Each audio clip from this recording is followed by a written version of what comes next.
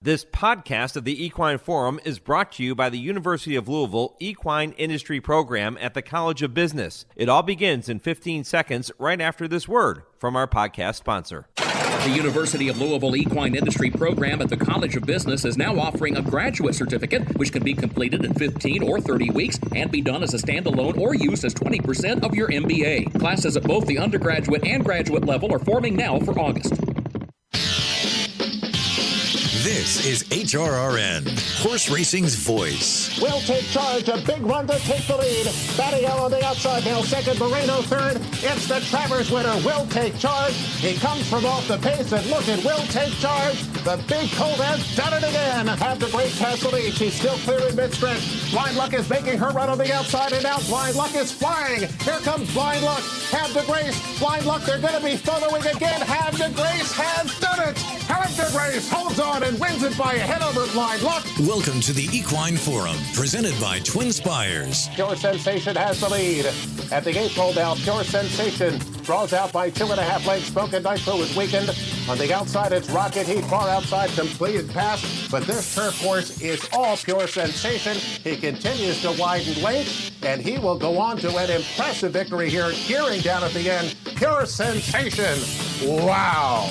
Proud Spell pushing on by, and she's taking the lead now. Country Star far outside, and on the inside is Little Bell in deep stretch, but it's Proud Spell, and she kicked away from the field impressively. Proud Spell drawing away the Romp Home in Kentucky Oaks, number 134 by 5. Now here's Mike Penna. Good morning once again, everyone. It is post time for the show that launched a network, the Equine Forum, presented by TwinSpires, right here on the Horse Racing Radio Network, where horse racing comes to talk, and plenty of talk coming your way over the course of the next 3 hours. Mike Penna, Baron of the Backstretch, happy to have you in the starting gate with me right up until 11 a.m. Eastern on Sirius 216, XM 204, affiliates in Lexington, Louisville, and across the country, and streaming worldwide and podcast on our website, horseracingradio.net, or wherever you are accessing your podcasts. Sitting here today, we are 41 days, 4 hours, 26 minutes, and 22 seconds away from the Breeders' Cup at Santa Anita. There are no Breeders' Cup Challenge races slated for this afternoon, but that doesn't mean that we won't see races with Breeders' Cup implications, many of those among the 10 stakes races set to be contested at Parks this afternoon. Now, exactly what those fields are going to look like later today is really anybody's guess. Mother Nature does not appear to be a racing fan in any form or fashion in Bensalem, Pennsylvania, where the forecast is for periods of rain throughout the day, accompanied by 15 to 20 mile an hour winds. That's according to Weather Channel. And that's all thanks to Tropical Storm Ophelia. Naira and Pimlico have both already canceled their racing for later today. So we'll have to wait and see how this all plays out, what transpires with those races at Parks, which have historically played a significant role in the Breeders' Cup. Horses such as Taba, Bayern, Will Take Charge, and Cyberknife all had an impact in the Breeders' Cup after competing in the Pennsylvania Derby. And on the ladies' side, how about names like Clairiere, Midnight Bisou, Songbird, Untappable, A Shadow, all coming out of the cotillion before having Breeders' Cup success. Those races today at Parks, they don't offer an all-expense-paid entry into the Breeders' Cup, but if you win one of those races today, you can afford to pay to get into the Breeders' Cup, and there's going to be other opportunities for those horses that are competing today, if they haven't already done so, to punch their ticket and get an all-expense-paid trip to the Breeders' Cup. But horses coming from those races today usually play a major role 10 weeks later on racing's championship days. So something to keep an eye on. Tim Wilkin is going to join me coming up at 9 o'clock Eastern. Timmy, who you hear every week with Dale Romans on I Ask, They Answer at the end of the show. He's been at Parks throughout the week covering all the major storylines. He's also been keeping his eye on the weather, and he's going to join me at 9 Eastern to give you an update of how things look later this afternoon. as I was flipping through getting ready for the show this morning, I did take a look at Bensalem, Pennsylvania, and it seems as if there is a break in the weather coming up this afternoon. Timmy will hopefully confirm that for us, because that would be wonderful news for everybody looking forward to the Pennsylvania Derby later today. But I'll talk with Timmy at 9 Eastern. Trainer Brad Cox is going to send out the very talented Saudi Crown in today's Pennsylvania Derby. You're going to hear from Brad coming up at 9:40 Eastern. And Vance Hanson is going to join me to begin Hour 3 with the TwinSpires Triple Play at 10 Eastern. And he informs me, by the way, he just might be looking at a significant upset in today's cotillion. So you want to be sure you stay locked in for that segment at the top of hour number 3. The cotillion featuring, I think, what many people view, and rightfully so, as the leader in the 3-year-old filly division, Pretty Mischievous, the Kentucky Oaks winner. But Vance telling me he thinks there could be an upsetter lurking there. The TwinSpires Triple Play at 10 Eastern. I'm also going to be joined by trainer Guadalupe Preciado at 9:20 to talk about his locally based Pennsylvania-bred Gordian Knot in the Grade 2 Gallant Bob. That's one of the really interesting races on that Pennsylvania Derby Day undercard.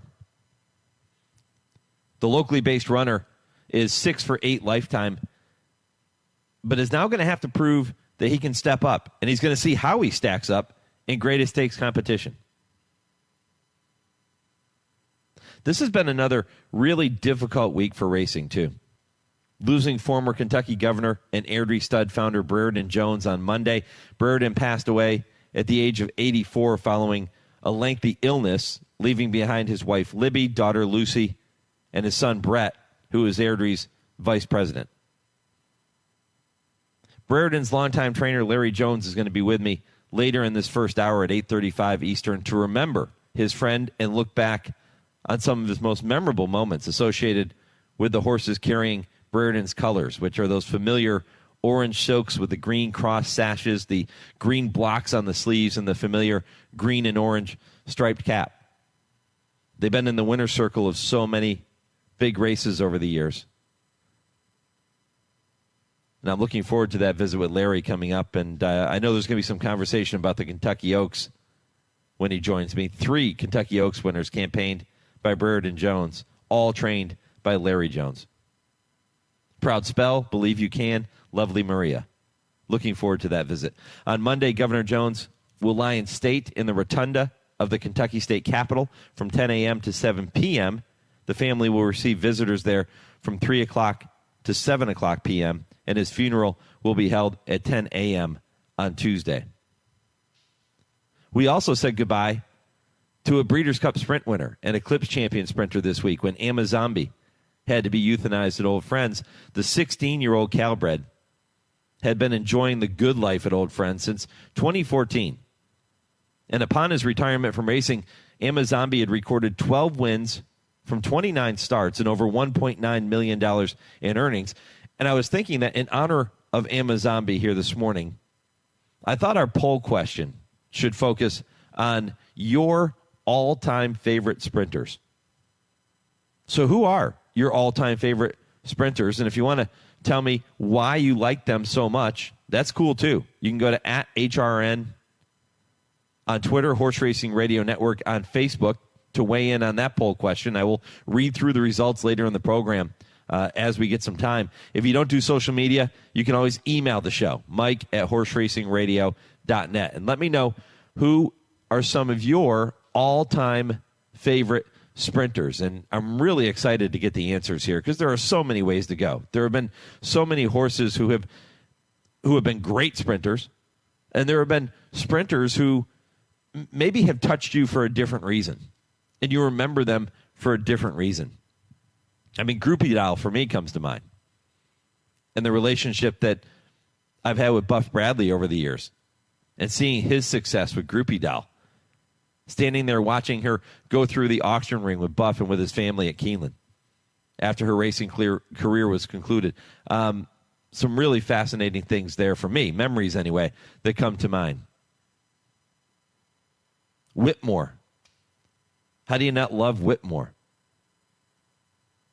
I mean, there were just so many. Cherokee Run. Cherokee Run was a horse that was my grandmother's favorite horse The one time we watched the Breeders' Cup together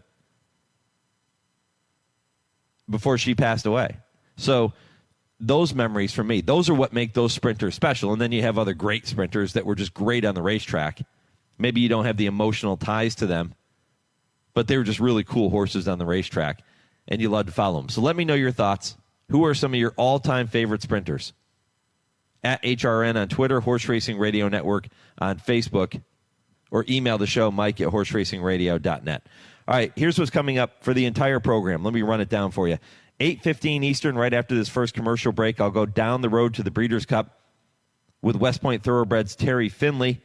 Going to look back on Carson's run and his big win in the Summer Stakes last week. And there was so much more to this story, by the way, than just punching his ticket to the Breeders' Cup Juvenile Turf. Terry will tell that story coming up in just a few minutes. Larry Jones, remembering the late Governor Brereton Jones at 8:35. Tim Wilkin at 9 o'clock. Guadalupe Preciado at 9:20. Brad Cox at 9:40. And then at 10 o'clock Eastern, Hour 3 begins with the TwinSpires Triple Play. Vance Hanson with 3 races you can bet this afternoon. Kurt Becker, Stroll Through Racing History at 10:20. Dale and Tim both going to be with me at 10:30 Eastern to wrap up the show. And I'm going to ask them the same question I just asked you. Who are some of their all-time favorite sprinters? Should be a really fun conversation. All of that coming up on a very busy morning here on the Equine Forum, presented by TwinSpires on HRRN, Horse Racing's voice.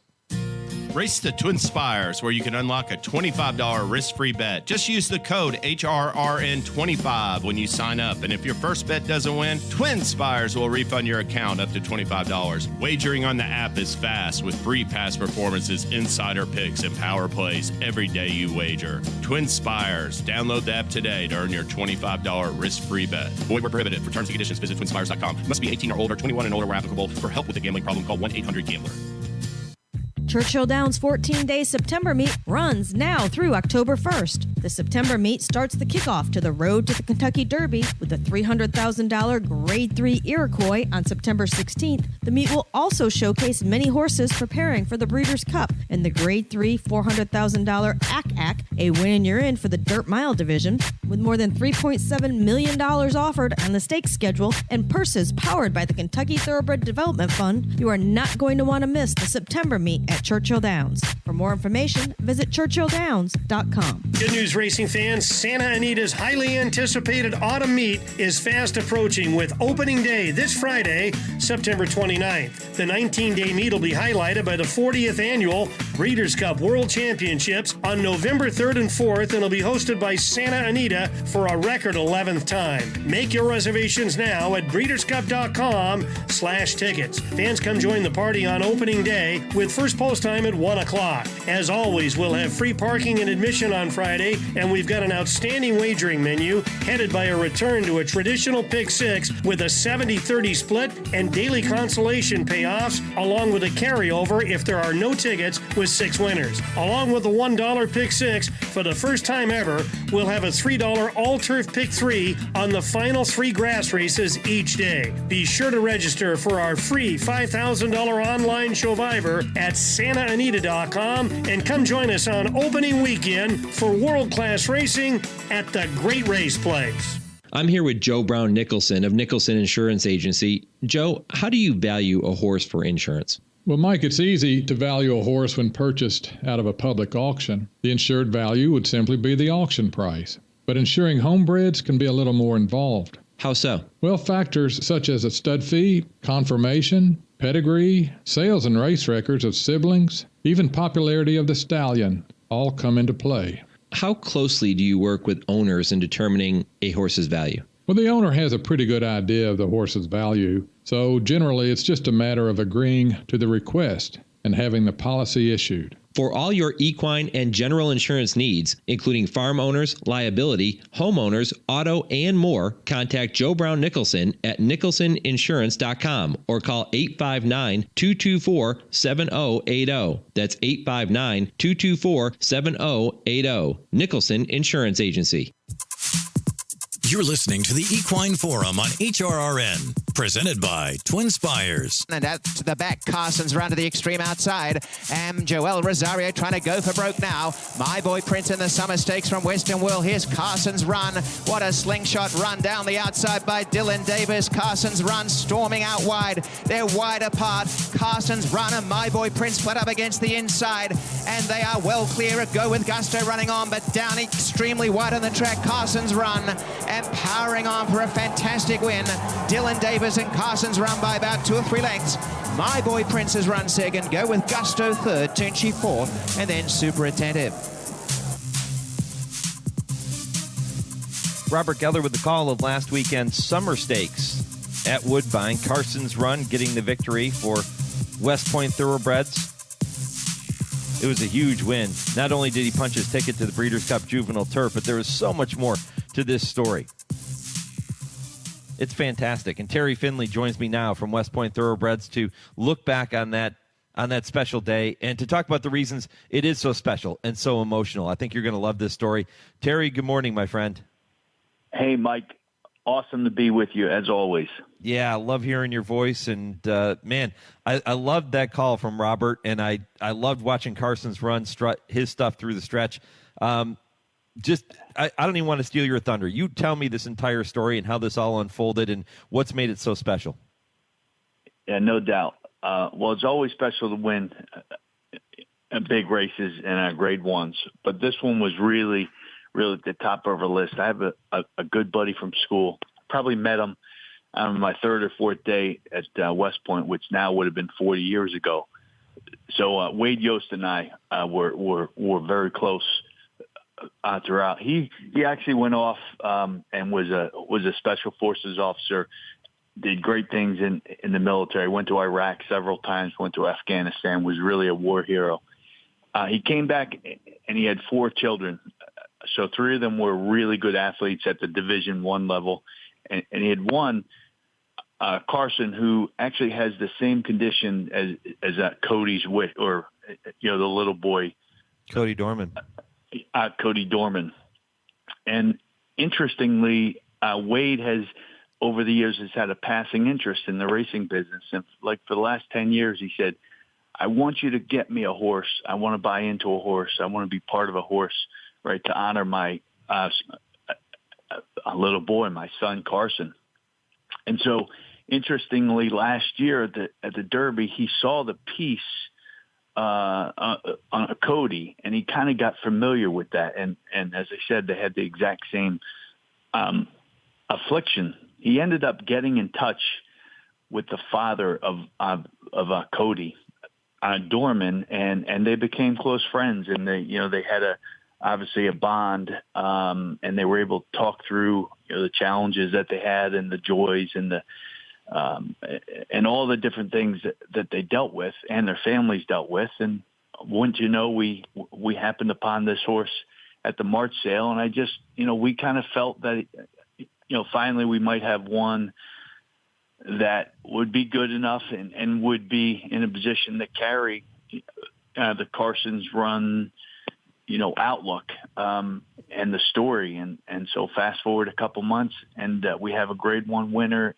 and we have Wade Yost and his son, and they're even more engaged with the Dormans. And for the first time, they're looking to come for the Breeders' Cup. And, we just thought it was a really cool thing. And I know Wade from the very beginning thought and was very cognizant of not trying to step into the Cody, into that beautiful story. And I just didn't think it would be an overlap. And I thought it would be be great if we could get to any level, even near Cody. And it's turned out to, the good feeling and the good graces of God, they brought 2 wonderful young men and their families along for a beautiful ride in the racing business. So that, in summary, is a story of Carson's run, Mike. Yeah, beautiful story. And it's not often in life, Terry, that things play out the way you would like them to in this fashion. And we saw it happen with Cody's Wish, and now lightning striking twice, if you will, with Carson's Run, and a Grade 1 winner on his way to the Breeders' Cup.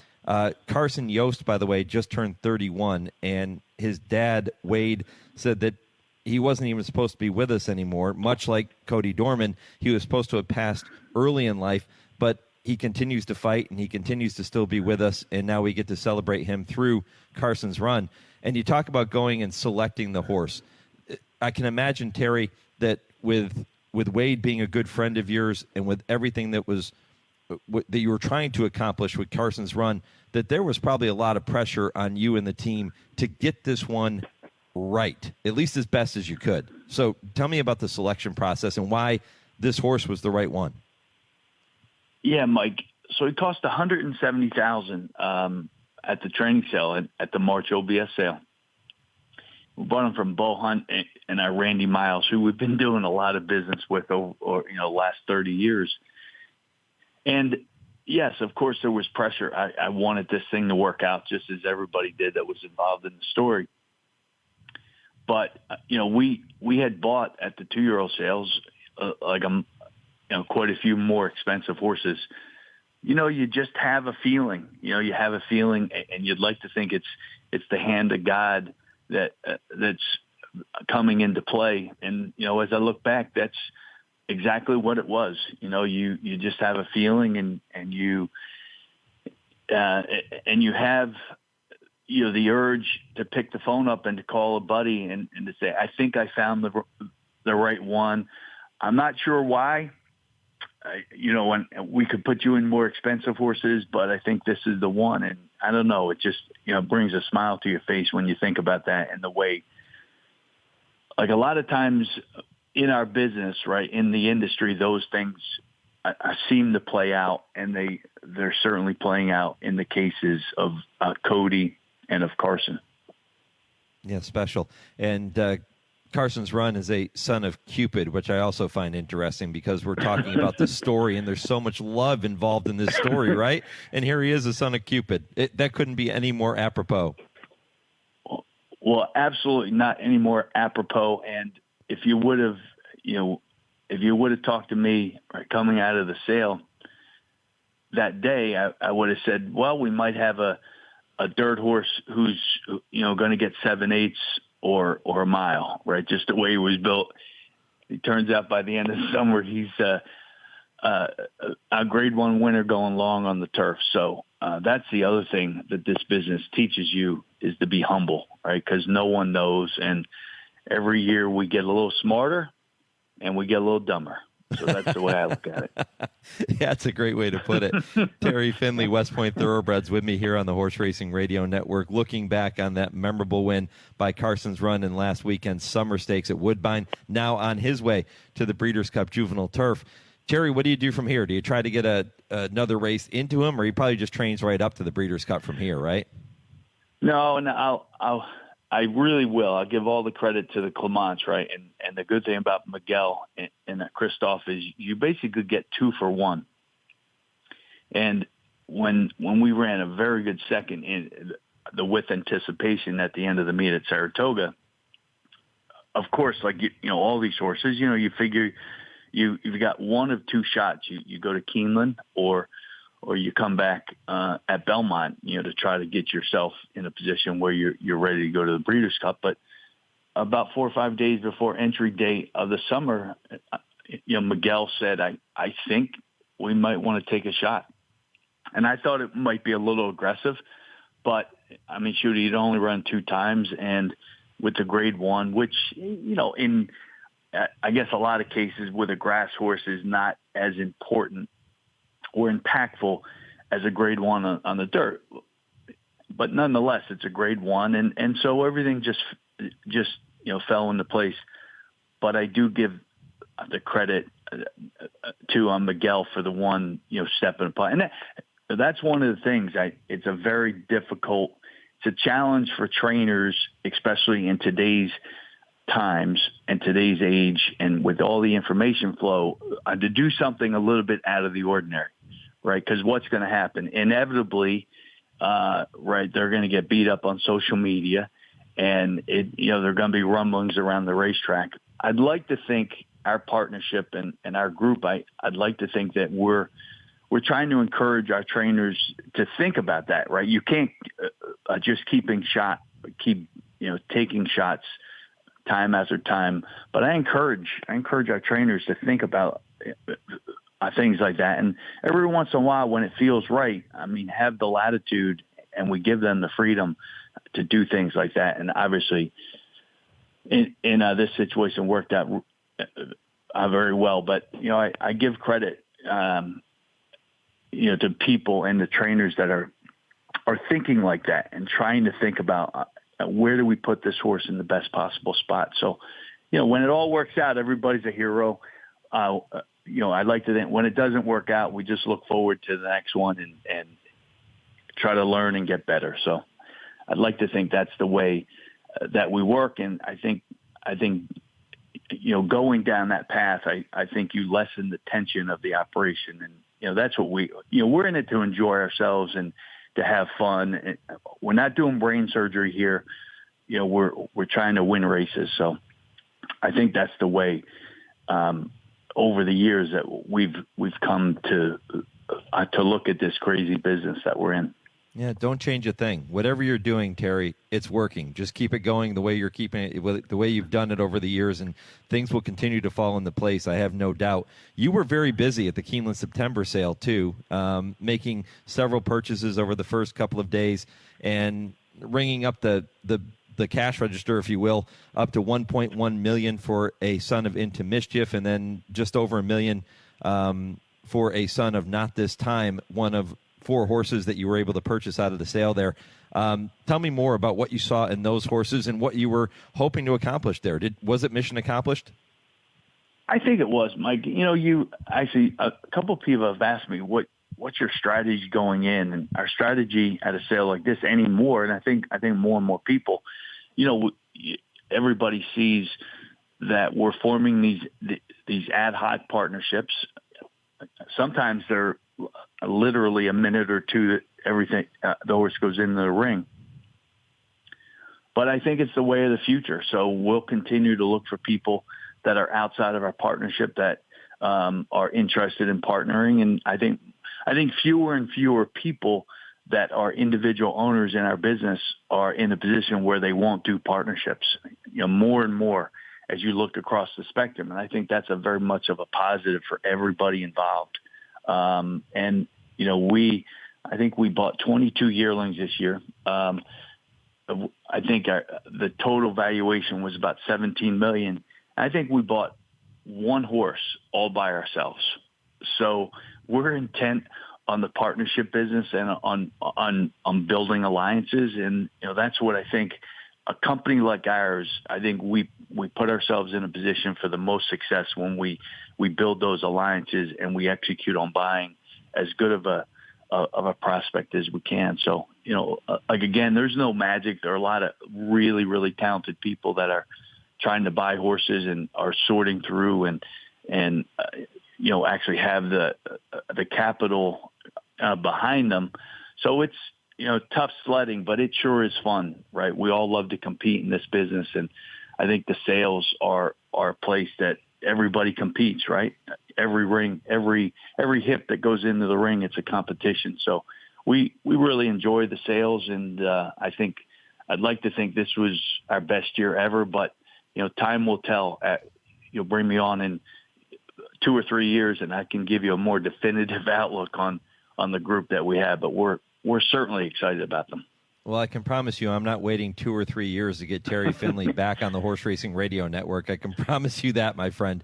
And I'm glad you bring up the partner angle here, too, and the fact that you were involving others. And you've done this for many years. I mean, this is what West Point Thoroughbreds is all about. But I mentioned that Carson's Run is owned by West Point Thoroughbreds, also as your partner, Stephen Bucci, too. So tell me a little bit more about Stephen and how that relationship came about.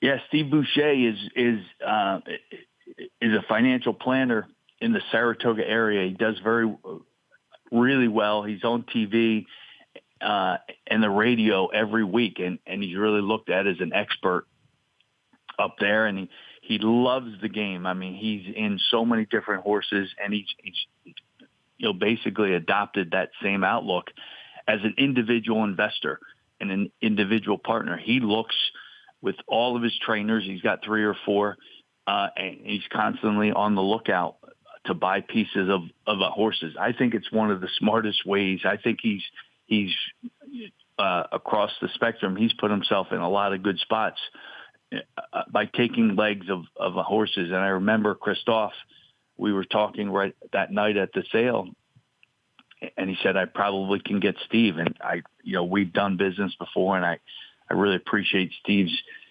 intellect and his enthusiasm for the game. And he's a great partner. He's a great partner. And so that's how that came together. And, all of our trainers, I think I'd say that to younger guys, trainers that are looking to move up in the world, so to speak. And so one of the things, especially in today's world, is find partners for partners. And when you do that, you're putting yourself in a position, right, to get more horses and to get better horses. And I think this is an example of joining forces with a very good guy that we came together as a result of a trainer recommendation in the form of Christophe Clement. That's a great story all around, and glad to see Steve Boucher involved as well. And I appreciate you giving me the proper pronunciation of his last name, too. I was between Bucci and Boucher. I went the wrong direction, but Boucher, the proper way to do it. And you know what? Hey, if he's in the winner's circle of the Breeders' Cup, he might not care what the hell I call him.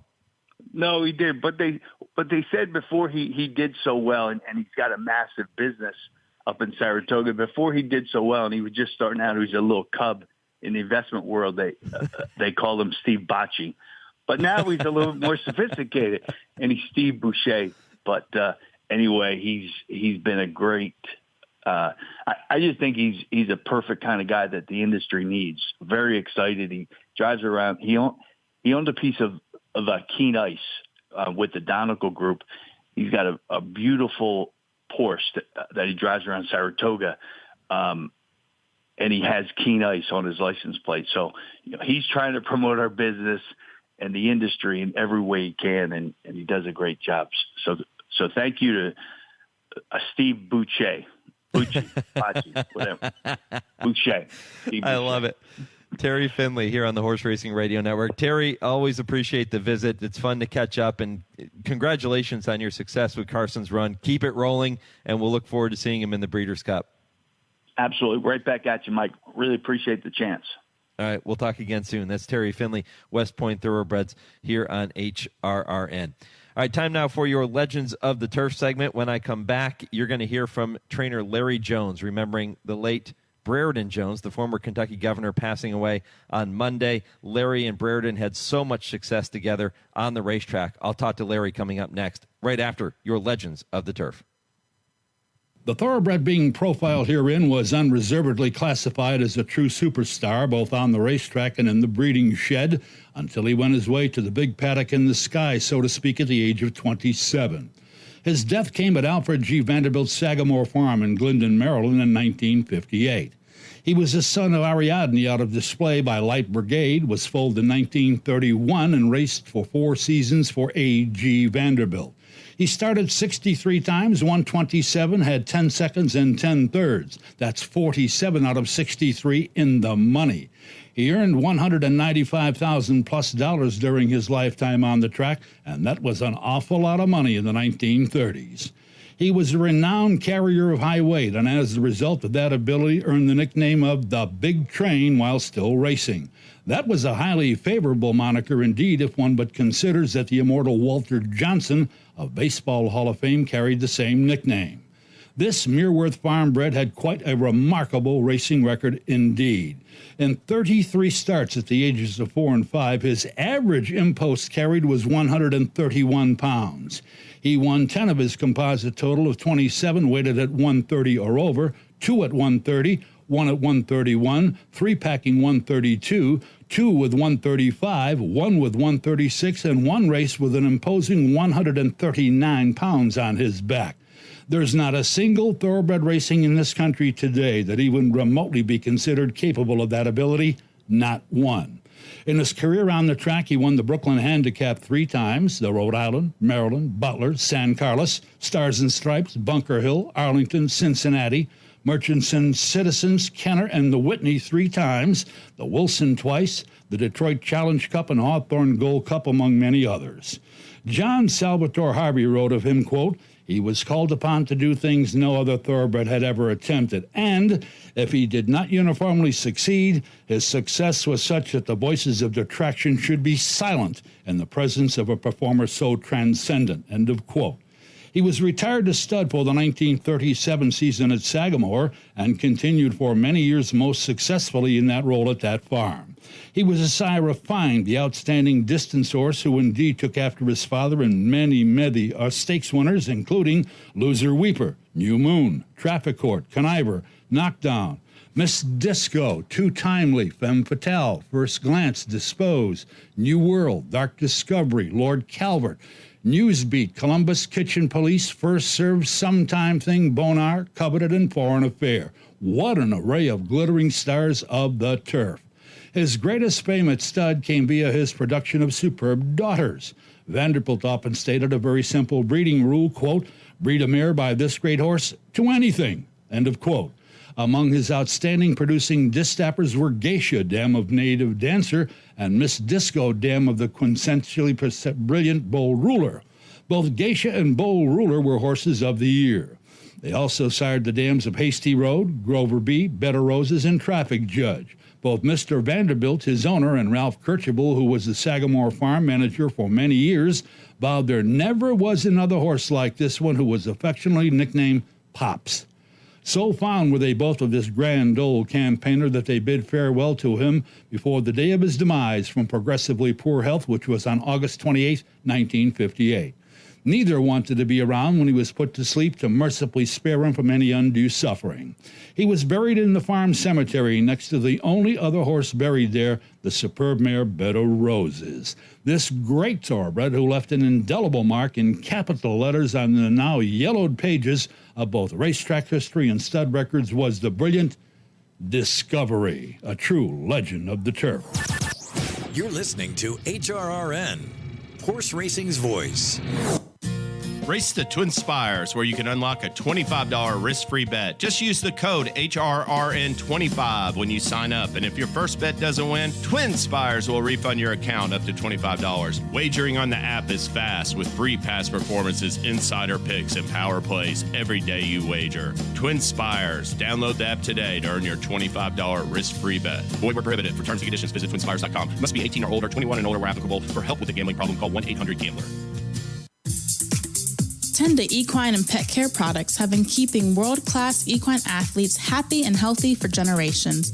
Keep your equine athlete looking and performing well with Tenda Next Generation Wound and Skin Care Treatment, along with nutritional supplements, leg and muscle care products, salves, hoof care, poultice, topical aids, and grooming products. Visit tendahorse.com today.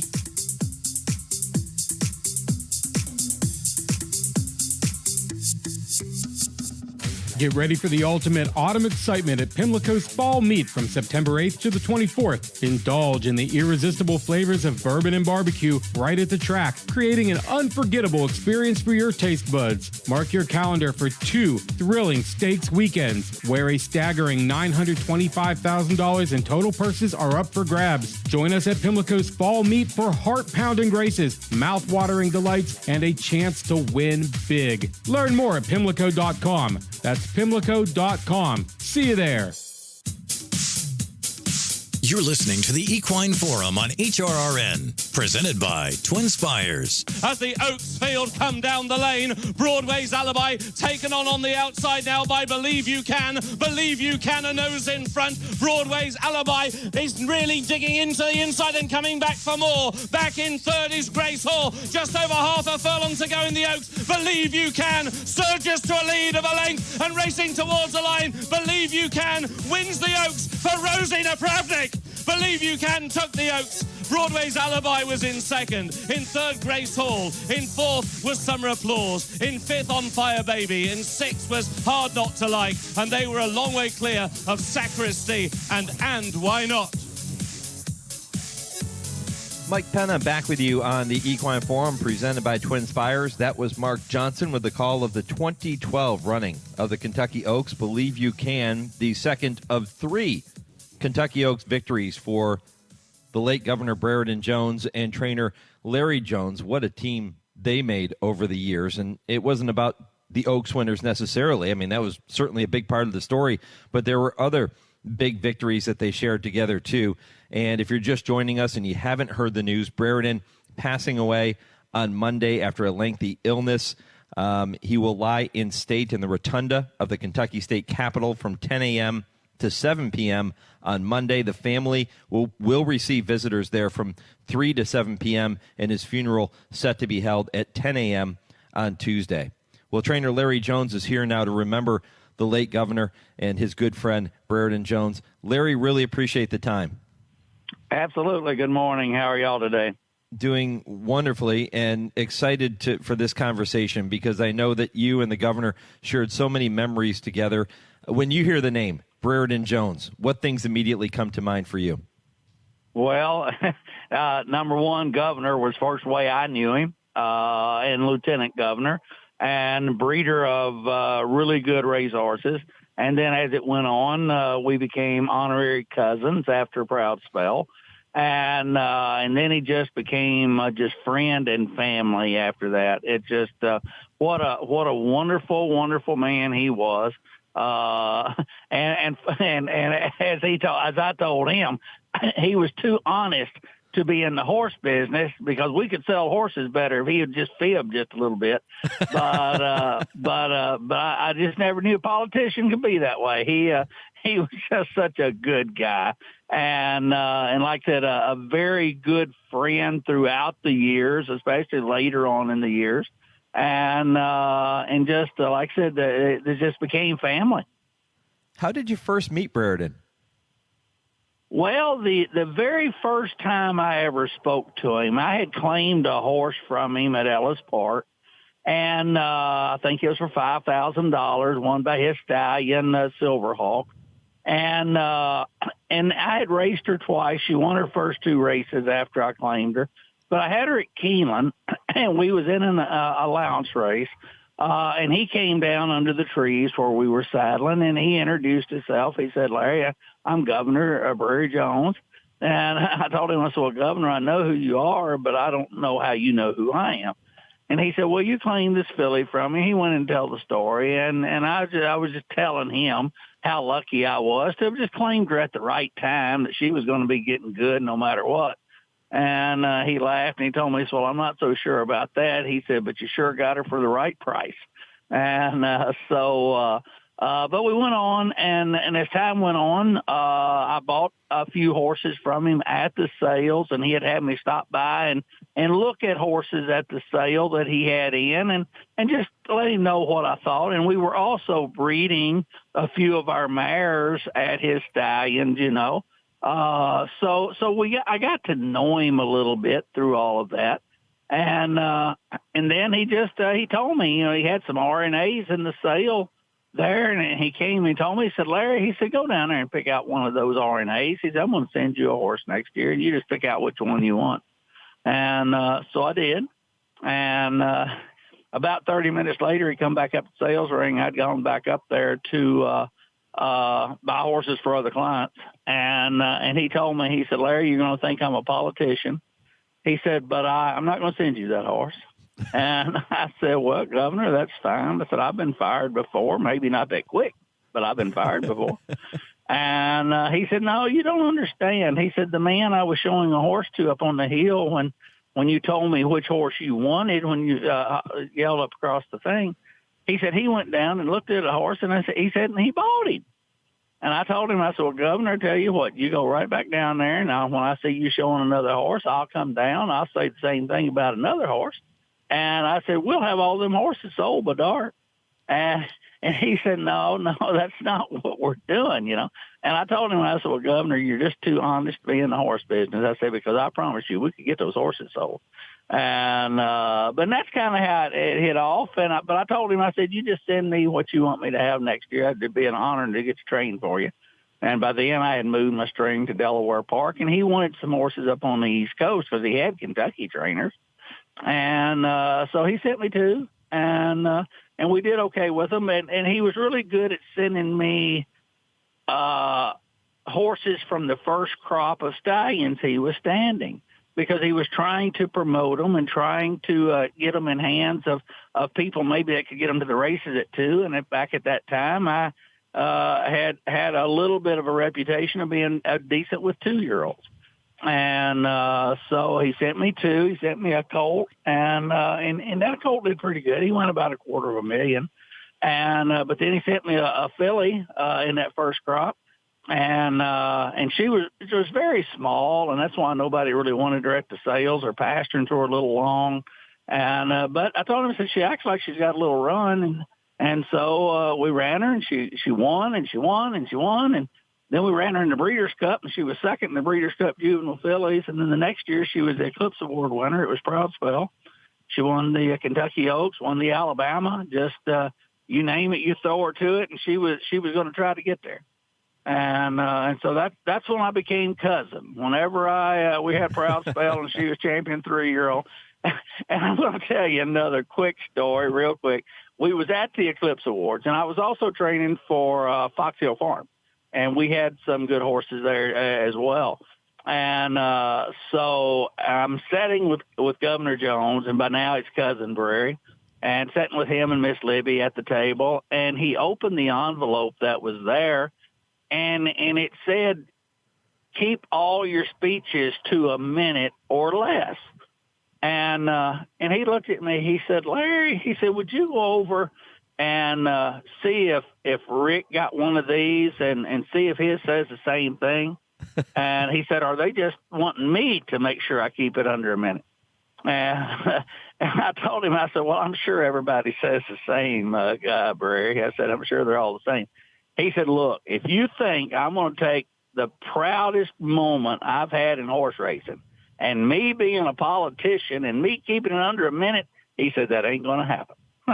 And so now, but it's just, and like I said, he was such a funny man to be around. What a sense of humor he had. And you know, I would forget in times, like I said, that he had been the governor of our state and how important he was in so many things.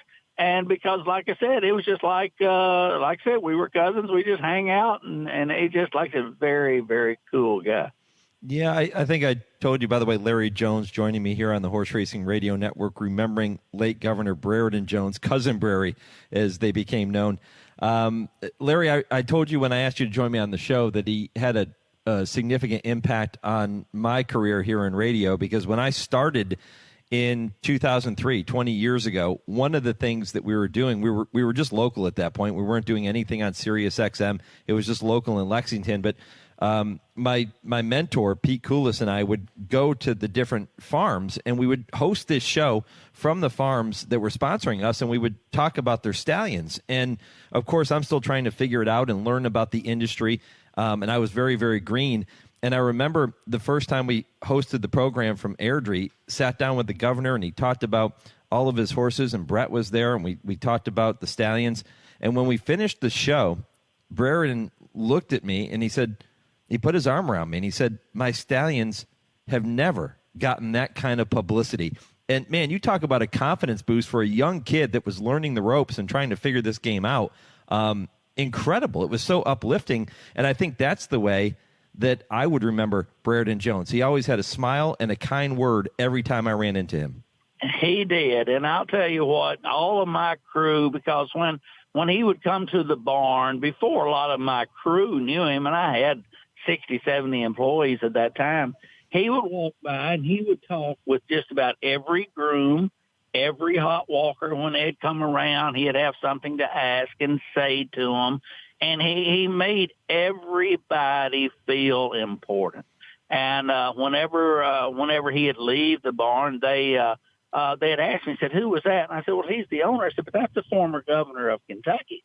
And it was just like it was surprising. They said, look, he acted like he was really interested in how I got here in the barn.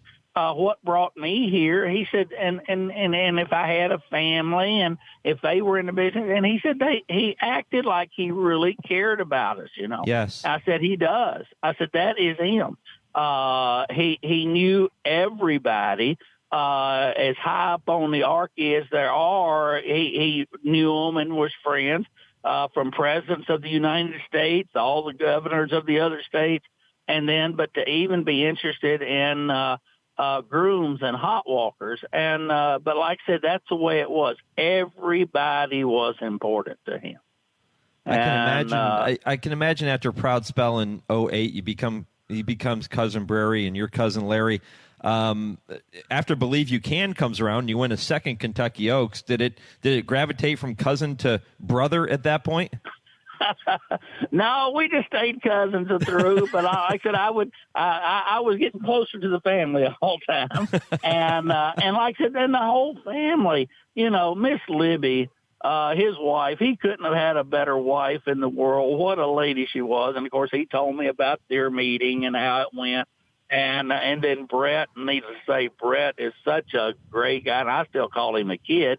Because he's younger than my youngest child. So, I mean, he's still a kid, but what a man he has turned out to be and the family he has. Like I said, this is just a legacy brought on by Brereton Jones, and he just brought out the best in everybody. No, there's no doubt about it. I would echo those sentiments, Larry. I agree with you 100%.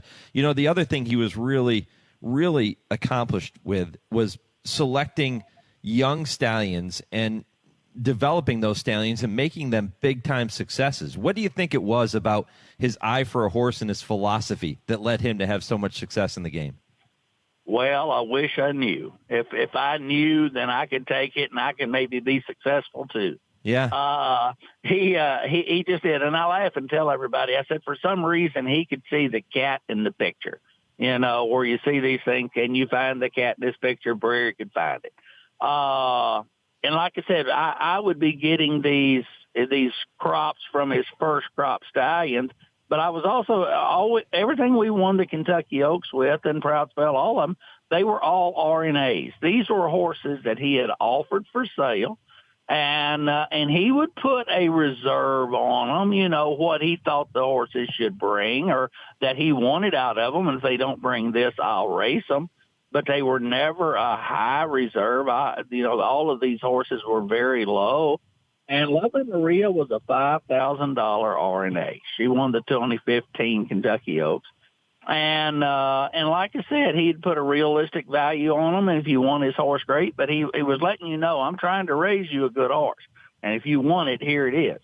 And but another thing about Brereton, what was so good about him, is when he hired you and when he hired me to train for him, he let me make the decision. He never had a condition book. He never said, Larry, there's a race over here I think we need to try to go to. And it was also basically I was having to convince him his horse was good enough for certain races, and because he didn't want to overmatch them. And I can remember Proud Spell when we was going to run in the Breeders' Cup Juvenile Filly. She was undefeated. She was already a Grade 2 winner, but I was having to convince him that she was really needed to be in the Breeders' Cup. And but it wasn't like he was trying to push me. And at that time, Gabriel Saez had just lost his apprentice, and he had just become a journeyman rider. And when I asked him before the Breeders' Cup, I said, Governor, I said, who would you like to ride Proud Spell in the Breeders' Cup? And he told me, he said, Larry, Gabriel don't want to ride her. And I said, well, Gabriel would love to ride her, Governor, but most of the time, most owners want to get the top jockeys that they can get for this and for these big races. And he told me, he said, Larry, he said, Gabriel is the one that brought us to this dance. We're going to dance with him if he wants to dance. And I told him, I said, well, Governor, he'd love to do it. And it was real funny when Gabriel came out. We was at Monmouth Park, and he come up and shook hands with the governor, and Angel Cordero was kind of his mentor and translator and all that for him at that time, because Gabriel knew very little English. And but Brereton told me, he said, man, he said, there is no nerves in this kid at all. He said his hands were just not even close to nervous. And Gabriel and I, being from Delaware Park, who was racing at that time, we had run Monmouth a few times. And so when we legged up to go out, we made an extra circle under the trees there. And Gabriel looked at me. He said, Mr. Larry, he said, what are all these people doing here? And I thought, well, I've got the right jockey for this, because as far as he knows, this is just a horse race. He does not have a clue. This is Breeders' Cup, And there was no nerves. And we ran second. We got beat by another filly that was undefeated, Indian Blessing, and which Bob Baffert had. But we were able to turn the tables on her the next year in the Fairgrounds Oaks. And like I said, we wound up going ahead and becoming the Eclipse Award winner. And Governor Jones's speech maybe did last a little over a minute. he was a little bit, but he still kept it very reasonable. And but no, and then like I said, we were so lucky. But the same way, whenever Believe You Can ran, Rosie Napravnik had brought her through the Kentucky Oaks and all. She was going to be the rider for the Oaks, and she's the first female to ever win the Oaks. And then with Boo Boo Clark, Boo Boo was getting, more towards the end of his career, but he was riding Lovely Maria. He'd won the Grade 1 Ashland. He rode her all at Fairgrounds. That's how he got on her. And but when we went to the Kentucky Oaks, that was Boo Boo's mount. And so no, he was so good. He was so loyal to the people that made him successful. Believe me, he stayed with them. He never would abandon ship. And what a great deal, what a great deal to be involved with a man like that.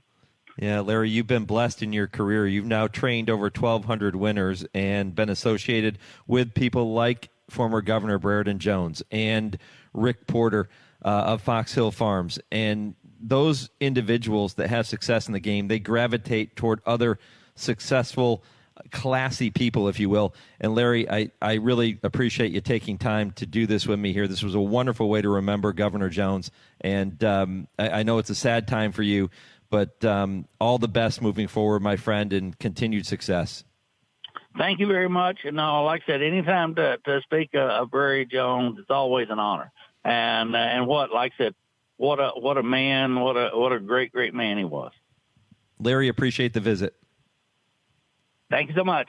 All right, Larry Jones here on HRRN. Yeah, what a fantastic stories. Larry Jones, first and foremost, is a great storyteller, but when he starts talking about, as he called him, Cousin Brary, and that relationship that they had over the years, so special. And my thanks again to Larry for taking time to remember the governor, who will indeed be missed deeply by so many people, myself included, here in the sport of thoroughbred racing. When I come back, I'll get you ready for hour number 2. We'll take a look at the weather at parks and give you an update on what you can expect with those races later today. This is the Equine Forum on the Horse Racing Radio Network.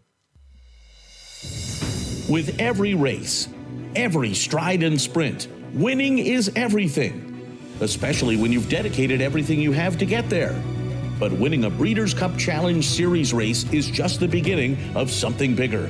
An invitation to one of the most anticipated events in horse racing, the Breeders' Cup World Championships.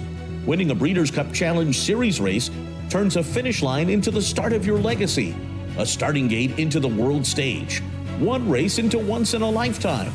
Winning earns you an automatic starting position in a Breeders' Cup race, entry fees paid by the Breeders' Cup, a nominator award of $10,000, and a travel award of up to $40,000. When it comes to cementing your legacy, winning a Breeders' Cup Challenge Series race is just the beginning. View the schedule of Challenge Series races happening around the world and learn more at breederscup.com/challenge.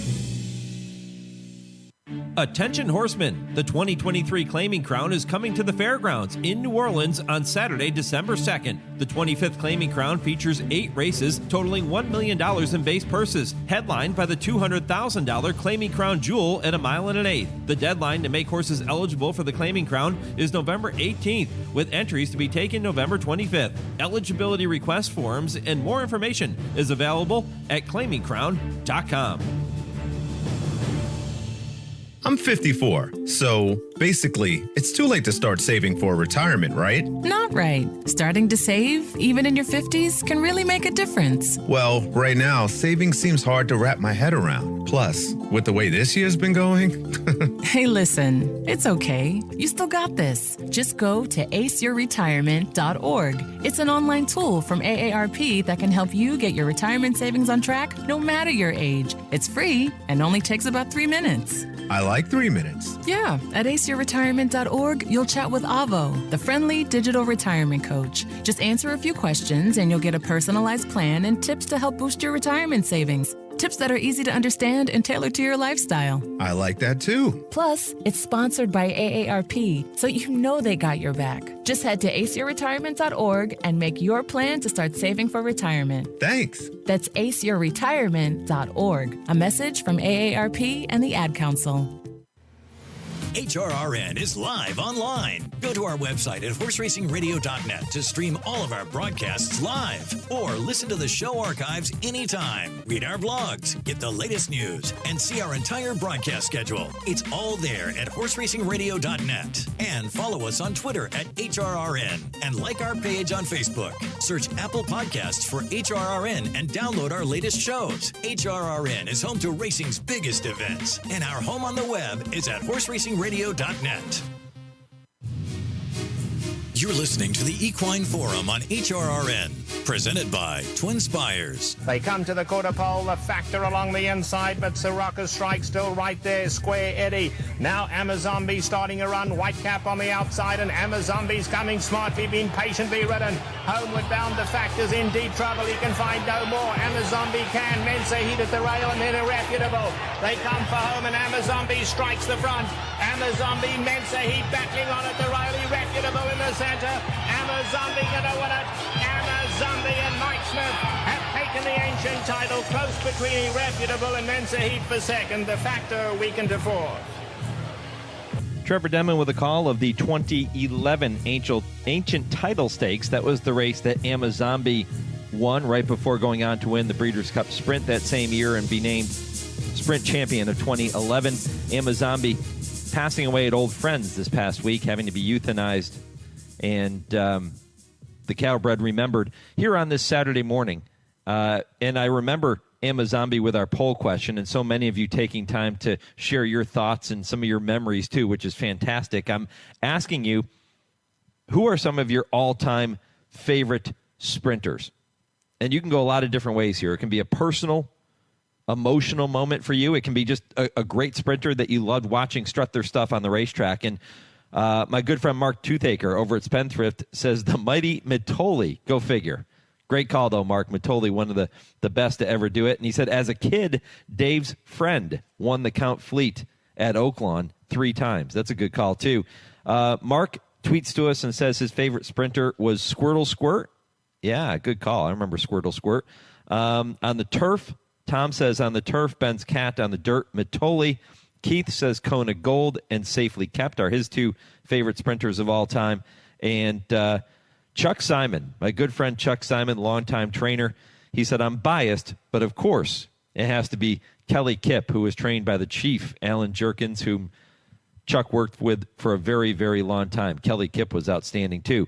A few emails coming in. And yes, if you don't do social media, and you don't want to, if you can't go to @HRN on Twitter or Horse Racing Radio Network on Facebook to let me know your favorite sprinter of all time, you can send an email to the show, mike@horseracingradio.net.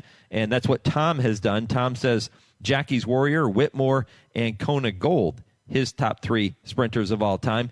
Patty emails the show and says Extra Heat and Lost in the Fog. That's a couple of great choices there. And JD says his favorite sprinters are De Jour and Batash due to their sheer brilliance and turn of foot at any point during a race. Great choices. Keep those coming as we continue to honor Amazombi here this morning by looking back on our favorite sprinters of all time. I'm also going to ask that question of Dale and Tim when they join me for I Ask, They Answer at 10:30 Eastern Time. And Tim Wilkin's going to be with me to kick off hour number 2 live from Parks in just a minute. Stay with me. Hour 2 is right ahead after this 10-second pause for station identification. This is the Horse Racing Radio Network, where racing comes to talk.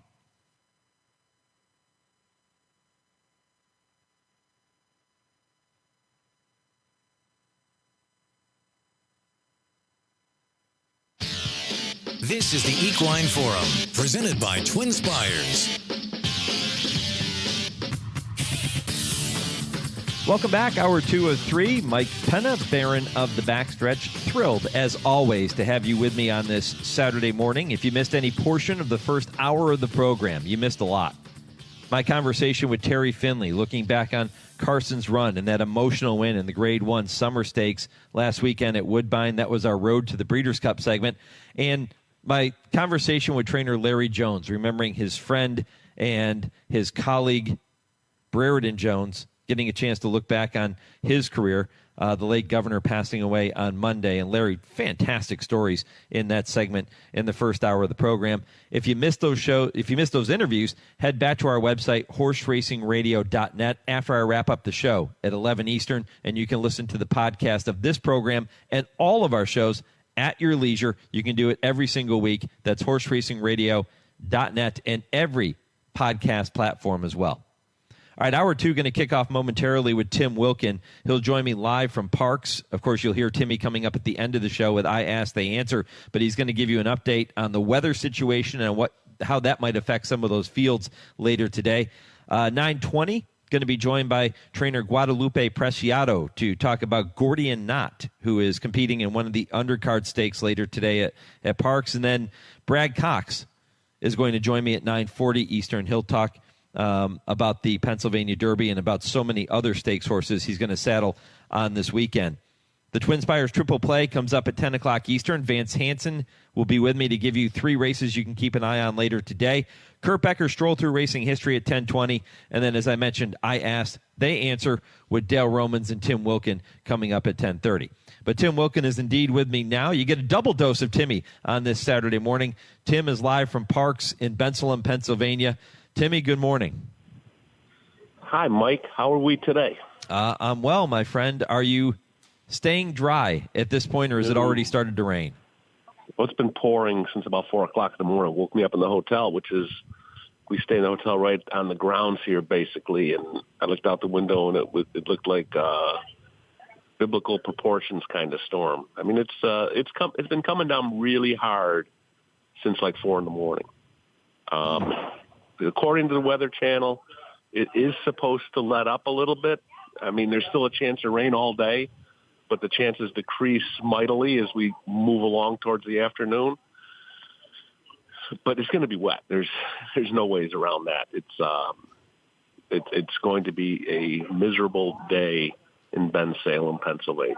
Yeah, we've already seen Aqueduct cancel. We've seen Pimlico cancel their Saturday programs, and obviously it doesn't sound as if Parks is considering canceling, but how do you think that those conditions might affect those 10 stakes races, especially those turf races that are scheduled to be run? Well, I can't imagine they're going to run on the turf. I just can't imagine it. Yeah. Because, with everything that's gone on in racing recently, safety is the ultimate concern on everyone's mind. And, I don't know if Parks ever thought about canceling. I know this is their biggest day of racing. That decision is obviously above my pay grade because I am working for the track this week on the publicity notes team. And, talking to the horsemen that have been here this week, the weather has been on everyone's mind. I have not heard anyone of the main participants in the cotillion and the PA Derby that say they would not run because of the conditions. Because remember, it's still $1 million. And some of the main players here have had okay efforts on off tracks. I don't know about, there was a couple horses from Todd Fletcher that are running in the Pennsylvania Derby. They're supposed to ship from New York today. I don't know. I don't even know if they got on the van. Chad Brown's a colt that's going in the cotillion is supposed to be on the same van, I believe. I don't know if they're coming or not. I have not heard. So there's a lot of wait and see. I think from a lot of people. They're going to see what happens with how races are run early. See what the jockeys say about the safety of the track. The ones that ride here all the time are probably the ones that are going to have a say. But, the guys that are coming in, too, they're going to have a say, too. Parks did cancel here last week or the week before when conditions were a lot worse than this. But they want to go on with this program, and I don't blame them. And this is their big day. And if they deem it safe, they're going to go. Well, let's hope that you're right about a break in the action in terms of the rain later this afternoon. That would certainly go a long way toward helping them get this card in and these 2 Grade 1 races with the Cotillion and the Pennsylvania Derby. And you mentioned, Timmy, the fact that a lot of the horses, or some of the horses anyways, that are going to be competing in those 2 races in particular have had success on and off track. So that won't be as big of a concern for those horses. And one of them is Saudi Crown for Brad Cox, who's going to join me coming up later in the show at 9:40 Eastern. And that's what one of the things I'm going to bring up to him, because Saudi Crown last time out was beaten in nose by Forte in the Grade 2 Jim Dandy at Saratoga. That was over a sloppy racetrack, and he handled it just fine. We'll have to see how he handles the track later today, but no problems at Saratoga that day. No, I was there for that, and he ran great. He ran a winning race. I was watching that race from the roof at Saratoga, and from my naked eye, I thought he had won. He ran that good. He gave Forte everything he wanted, and I would be. I'm not going to go out on a super limb here, but I would bet that Saudi Crown ends up going off the favorite in this race over Reincarnate, who has to overcome the 11 post for Bob Baffert. Saudi Crown has been. He's been on and off track once in a sloppy track when he was in the Rebel, finished 3rd. Bob seems to think he's cautiously optimistic that Reincarnate will handle it fine.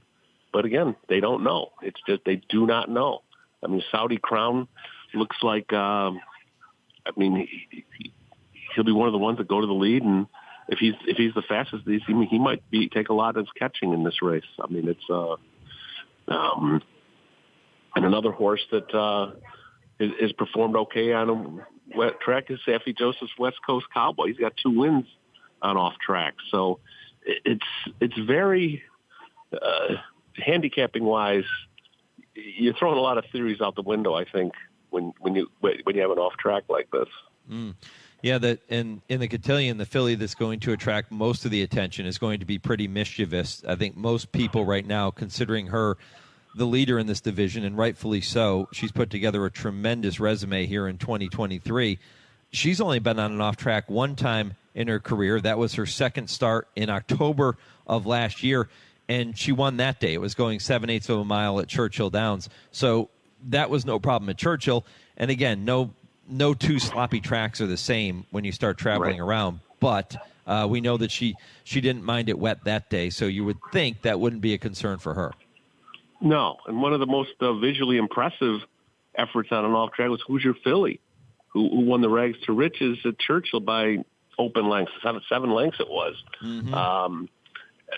Maybe she rebounds big time in this race, because maybe she didn't like the wet, fast track at Charlestown when she was up the track in Charlestown Oaks in her last start. It's very...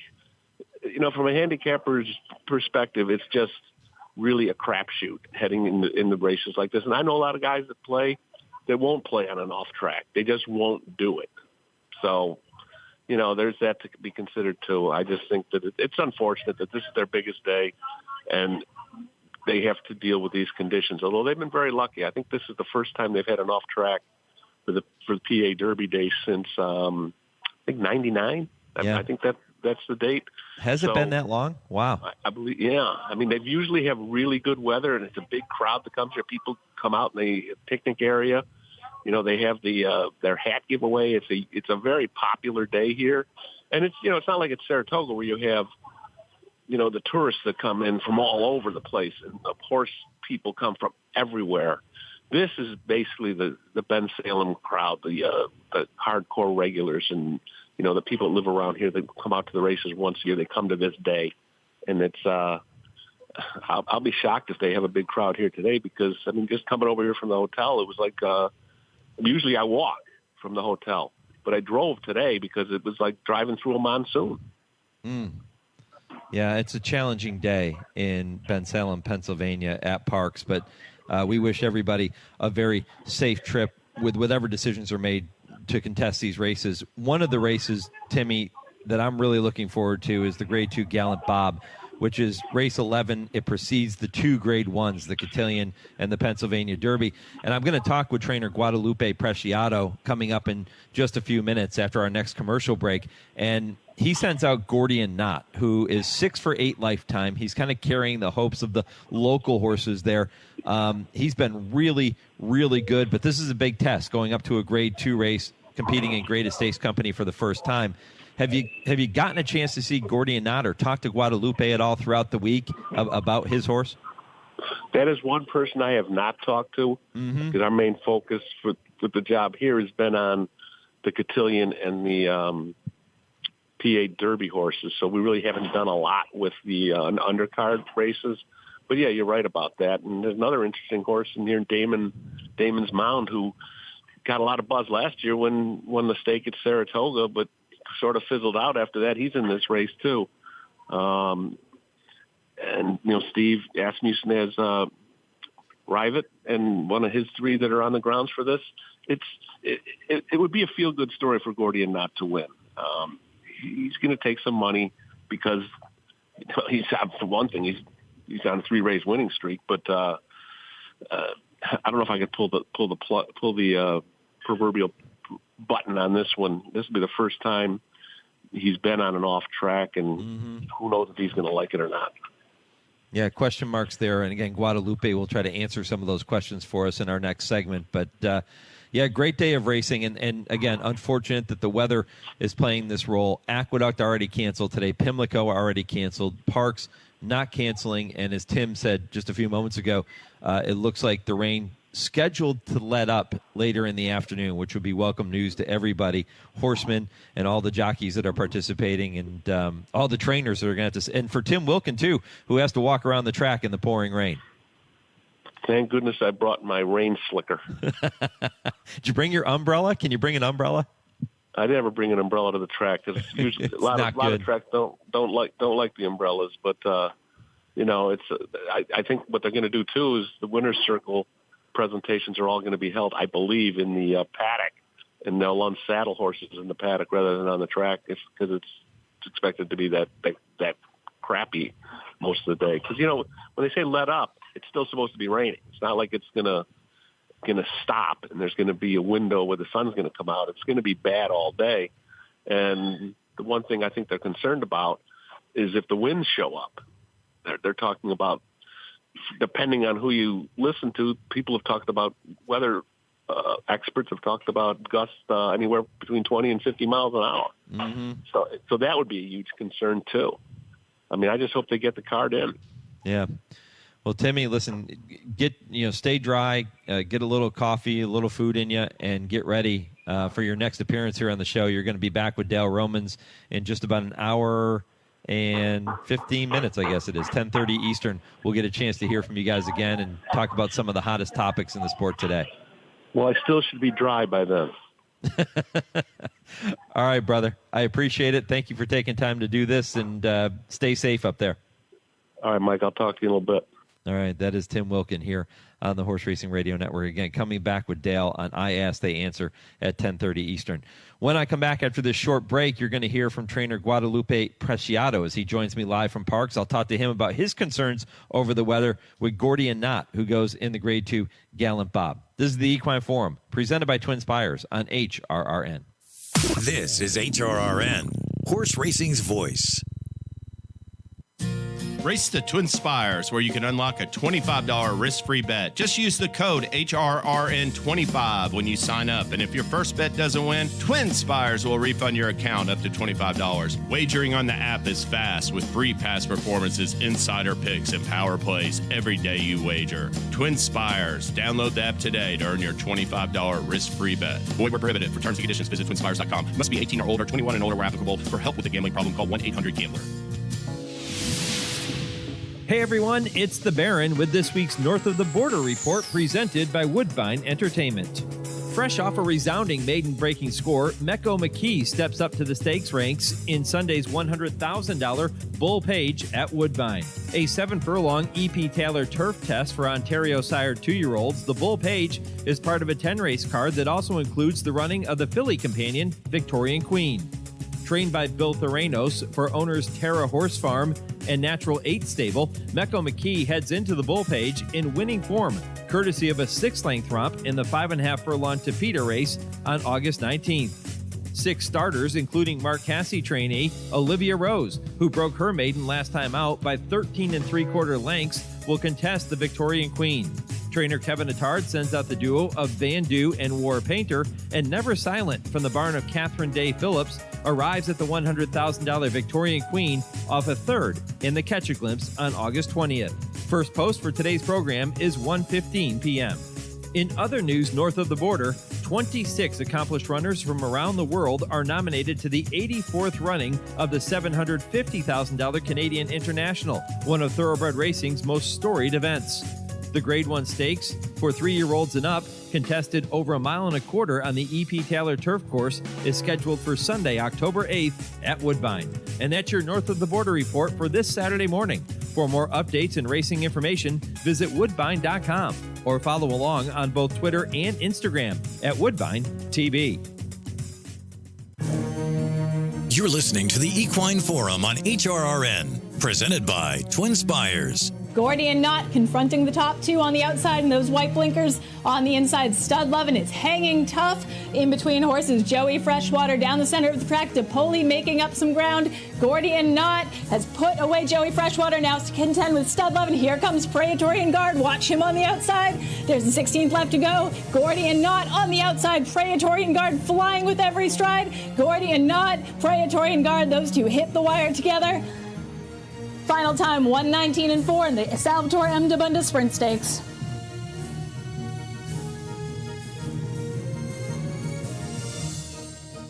Welcome back to the Equine Forum, presented by TwinSpires on this Saturday morning. Mike Penna with you right up until 11 a.m. Eastern, as I am every Saturday, and happy to have you along for the ride. That was Jessica Paquette with the call of the Salvatore Dabunda Stakes.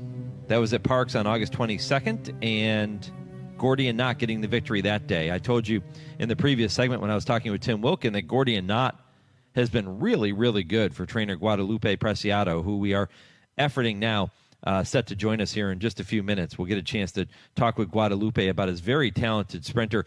You know, Guadalupe Preciado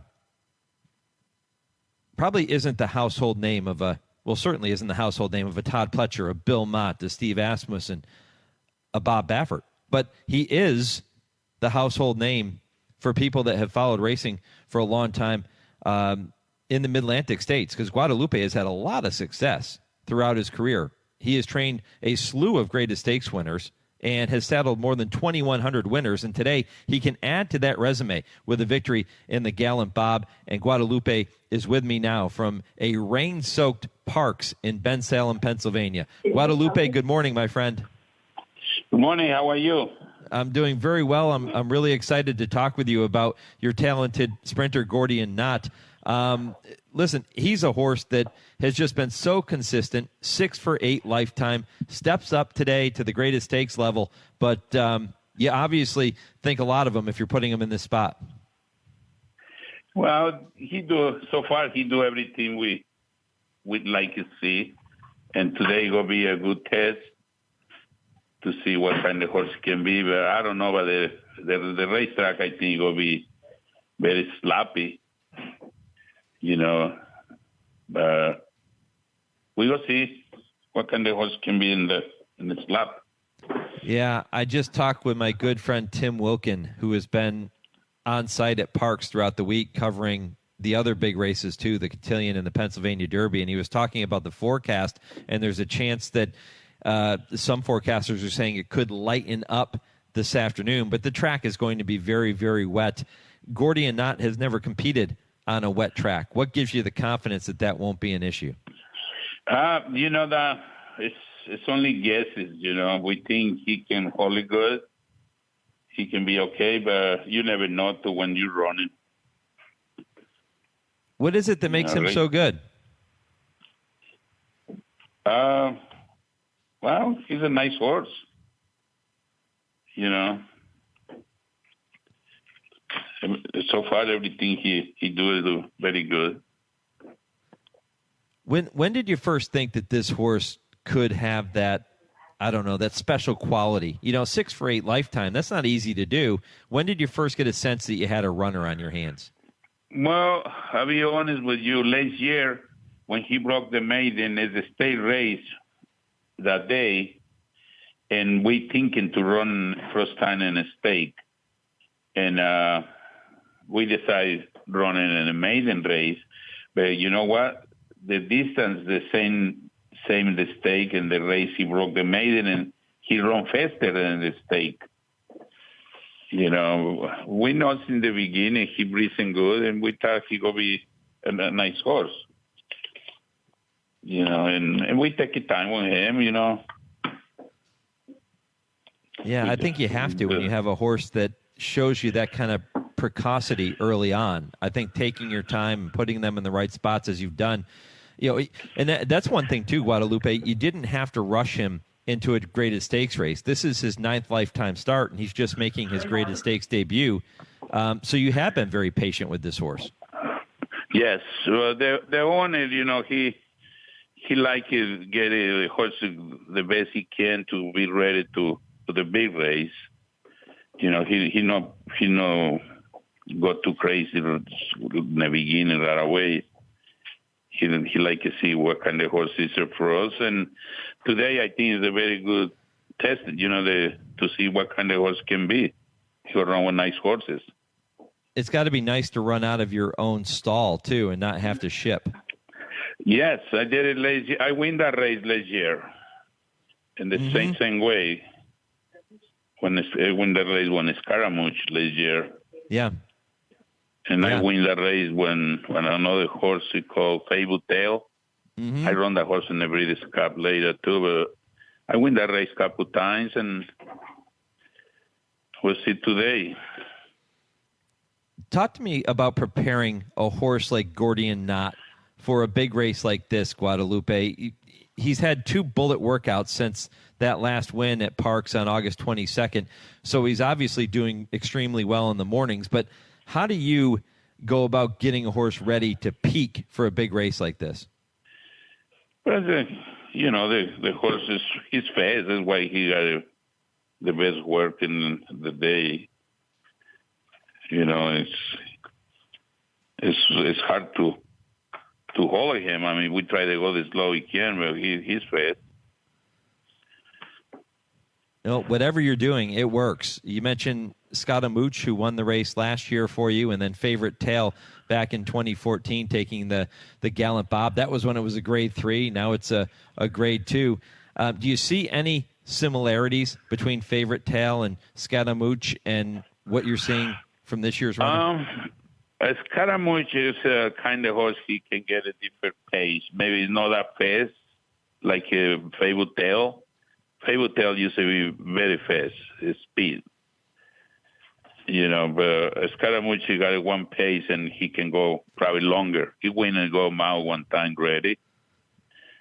And Fable Tail is really speed, fast. Yeah. And this one is pretty fast too, Yeah, it takes a certain type of horse, a special horse, to continue to compete at these high levels. And now we're going to see if Gordian Knot belongs with some of the upper echelon. If he were, I know trainers hate to look ahead, Guadalupe, but if he were to win this race today, do you automatically start thinking Breeders' Cup Sprint?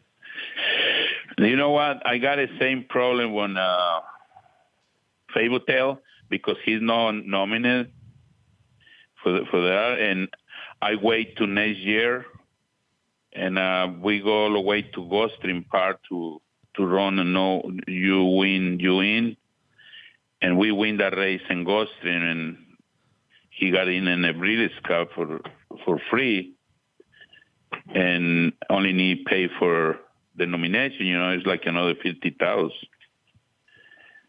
And we running over there. He got bad luck in the race, finished third. But he got it's 14 horses. He got number 14. And 2 nice horses beat me, One is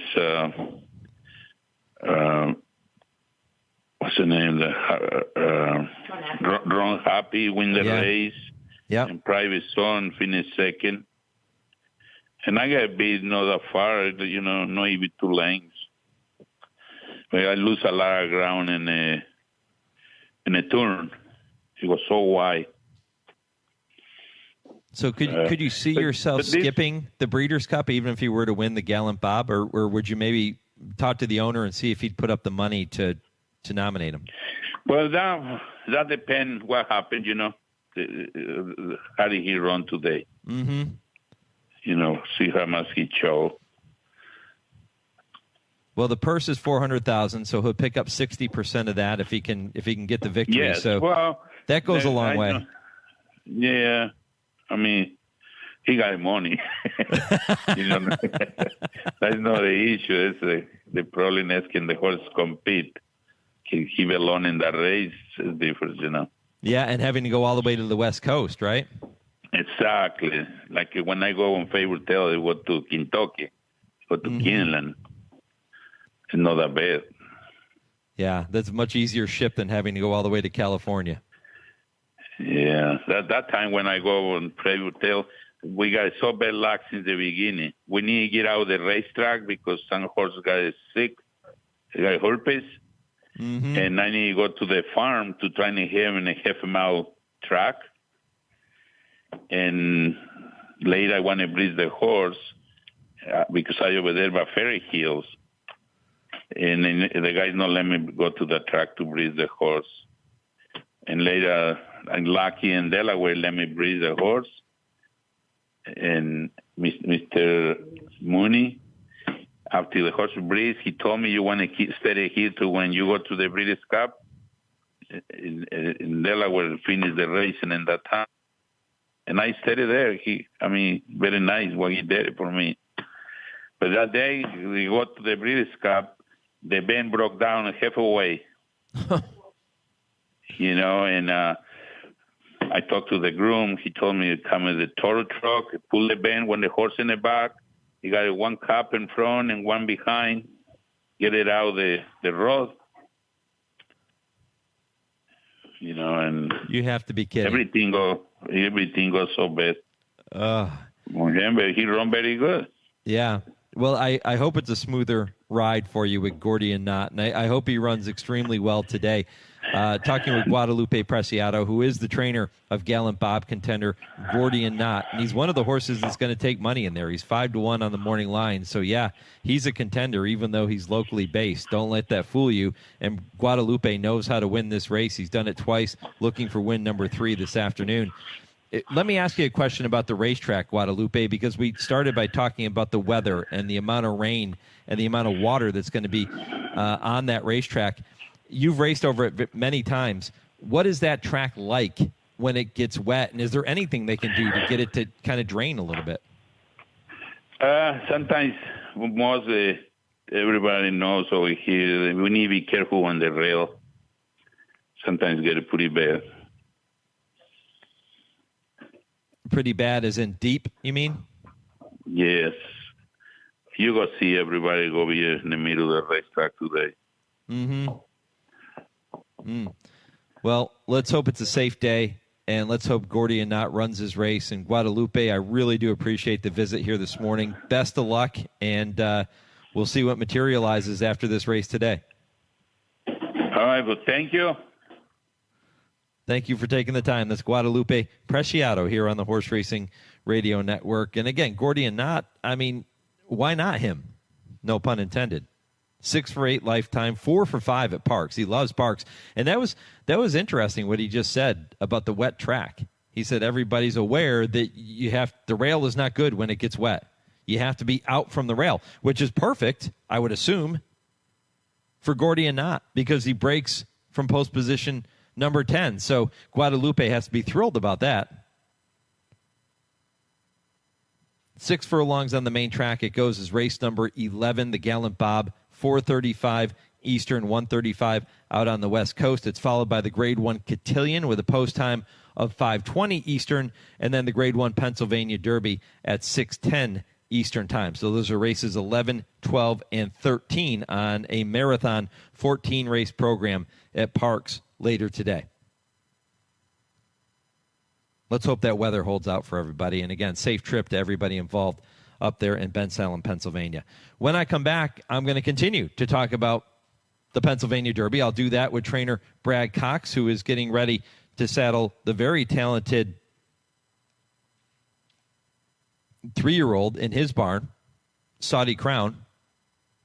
He also has horses running all over the country this weekend, so he talks about those horses too. Stay tuned for that conversation. It comes up next on the Equine Forum, presented by TwinSpires on HRRN, horse racing's voice. Race the TwinSpires, where you can unlock a $25 risk-free bet. Just use the code HRRN25 when you sign up. And if your first bet doesn't win, TwinSpires will refund your account up to $25. Wagering on the app is fast with free past performances, insider picks, and power plays every day you wager. TwinSpires. Download the app today to earn your $25 risk-free bet. Void where prohibited. For terms and conditions, visit TwinSpires.com. Must be 18 or older, 21 and older where applicable. For help with a gambling problem, call 1-800-GAMBLER. Good news, racing fans. Santa Anita's highly anticipated autumn meet is fast approaching with opening day this Friday, September 29th. The 19-day meet will be highlighted by the 40th annual Breeders' Cup World Championships on November 3rd and 4th, and will be hosted by Santa Anita for a record 11th time. Make your reservations now at breederscup.com/tickets. Fans, come join the party on opening day with first post time at 1 o'clock. As always, we'll have free parking and admission on Friday, and we've got an outstanding wagering menu headed by a return to a traditional pick six with a 70-30 split and daily consolation payoffs, along with a carryover if there are no tickets with 6 winners. Along with the $1 pick six, for the first time ever, we'll have a $3 all-turf pick 3 on the final 3 grass races each day. Be sure to register for our free $5,000 online Showviver at santaanita.com and come join us on opening weekend for world-class racing at the Great Race Place. Churchill Downs 14-day September meet runs now through October 1st. The September meet starts the kickoff to the road to the Kentucky Derby with the $300,000 Grade 3 Iroquois on September 16th. The meet will also showcase many horses preparing for the Breeders' Cup and the Grade 3 $400,000 Ack, a win you're in for the Dirt Mile division. With more than $3.7 million offered on the stakes schedule and purses powered by the Kentucky Thoroughbred Development Fund, you are not going to want to miss the September meet at Churchill Downs. For more information, visit churchilldowns.com.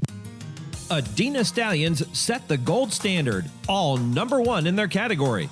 Point of entry, the #1 stallion by black type and greatest stakes winners standing in Canada. Oh, the classy point of entry would not be denied. Shaman Ghost, the #1 second crop sire standing in Canada. It's Shaman Ghost, an overwhelming force in the last 16th of a mile. Signature Red, the #1 stallion by percentage of black type winners standing in Canada. Signature Red won his second Highlander in a row. And Silent Name, the #1 stallion by percentage of black type performers standing in Canada. A list that includes Grade 1 winner Silent Poet. Silent Poet in front.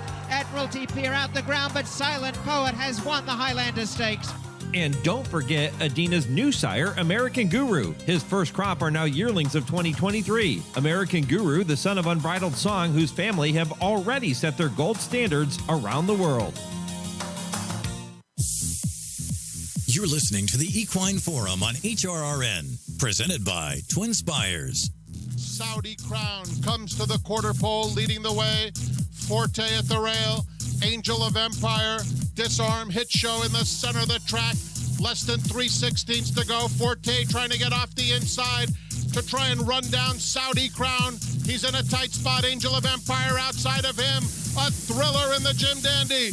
It's Saudi Crown digging down deep. The champ Forte's trying to get him on the money. And Angel of Empire, Saudi Crown, Forte. Here's the line. Photo finish. It's a very, very close photo between Forte and Saudi Crown in the Jim Dandy presented by DK Horse. Did Forte get his nose down on the money, or did Saudi Crown fend him off? Saudi Crown giving champion Forte all he wanted in the Grade 2 Jim Dandy at Saratoga. That was on July 29th, his most recent outing, and that narrow defeat beaten by, as Tom Durkin used to say, a flared nostril, earned him a trip to today's Grade 1 Pennsylvania Derby at Parks. And Saudi Crown, trained by Brad Cox. You heard Frank Miramati with the call of that Jim Dandy. Brad is with me now to look back on that race and to talk about his Pennsylvania Derby contender and so many other horses he's saddling this weekend in big stakes races. He has 9 horses entered in 9 different stakes over the course of the next couple of days. So, Brad, as always, very busy. And, Brad, really appreciate the time, my friend. Thanks, Mike, and thanks for having me on. Man, what a performance in the Jim Dandy, huh? Yeah, no, it was a big race. Asking a lot of Saudi Crown to step up. First time around 2 turns, lightly raced, and he showed he's got a tremendous amount of talent since he started racing in April at Keeneland, and we're hopeful later today he could add a Grade 1 to his resume. I'm going to assume that since you entered him in that Jim Dandy, you probably weren't surprised that he answered the bell the way he did the first time around 2 turns. Yeah, no, we've always thought he'd be a horse that could stretch based off his pedigree. By a Derby winner out of a Tappet mare, and he's obviously has a tremendous amount of speed. He came out of a 2-year-old cell, and he's a very gifted horse. And kind of thought for a while that he was a graded horse. We thought as a 2-year-old he had a setback, and we give him all the time he needed, and he's responded well. And hopefully we can get him in the winner's circle later today. Did you think you had that race won? Look, I really was, obviously we had 3 runners in the race. I felt as though Forte was loaded. I mean, he was just looking, needing a path to get through. And, our horse ran a winning race. It came down to a bob at the wire. And I thought we were beat at the wire. Yeah, I didn't think we won the head bob. But, I'm hoping things go a little bit better later today. Did you give any consideration to running him in the Travers? I didn't, because the running back quick off the Dwyer to the Jim Dandy. It was a late decision to try the Jim Dandy, just with what we felt like with lack of pace, short field. We thought we could get, the run of the race, and I think we did. I thought we got exactly what we were looking for, and I thought he ran a winning race. He galloped out on even terms with Forte, and he was very proud of the effort. But spoke it over with the ownership, the owner group, and I felt I was a little unsure about running him back that quick, but I knew he was doing well with what we saw from him at Saratoga. Original plan out of the Dwyer was to go to the Smarty Jones and then to the PA Derby. We obviously went to the Jim Dandy, and after that we thought, let's hit the reset button with him, get him as ready as we can get him, and have him ready for later today. And I feel like we have. I mean, he's definitely on it. He's training extremely well, and I think he's set up for a huge effort. Well, and the Jim Dandy was run over a sloppy racetrack, and I know that sloppy racetracks are different from every track, from track to track, but there is rain in the forecast Saturday afternoon at Parks. That wouldn't break your heart because he can handle it. No, that's right. And, once he goes back to his pedigree, I think his sire won the Derby on a wet track. Tappet seemed to perform well in it. He's performed well in it. So, it wouldn't be, we're hoping just for a safe racetrack to run on first and foremost. But, he's pretty honest horse. I think he can perform on a wet track or fast dirt. His best running style appears on paper anyways to be get out to the front, say, catch me if you can. Do you feel confident, though, if something, let's say, maybe he would break a step slower, whatever the case might be, if it didn't go well in the beginning, do you feel confident he can sit? Yes, I do. He's not a super aggressive horse. He's a horse that listens to his rider, does what he wants. He doesn't pull the morning galloping. I love what I see from him or saw from him, and I do think he's a horse that if asked to rate or set off a horse or two, he's very capable of doing that and finishing up. You are very much, Brad, a student of the game, and I know you spend a lot of time poring over past performances and looking at the other horses you're going to be facing, even though you can only worry about your own horse. But Reincarnate from the barn of Bob Baffert is coming from California, 3-1 on the morning line. Steve Asmussen sends out Magic Tap in here, who is a up-and-coming 3-year-old by Tappet. Size up the competition for me a little bit in this race. I mean, it's a good race. I mean, anytime $1 million on the line, it's a Grade 1.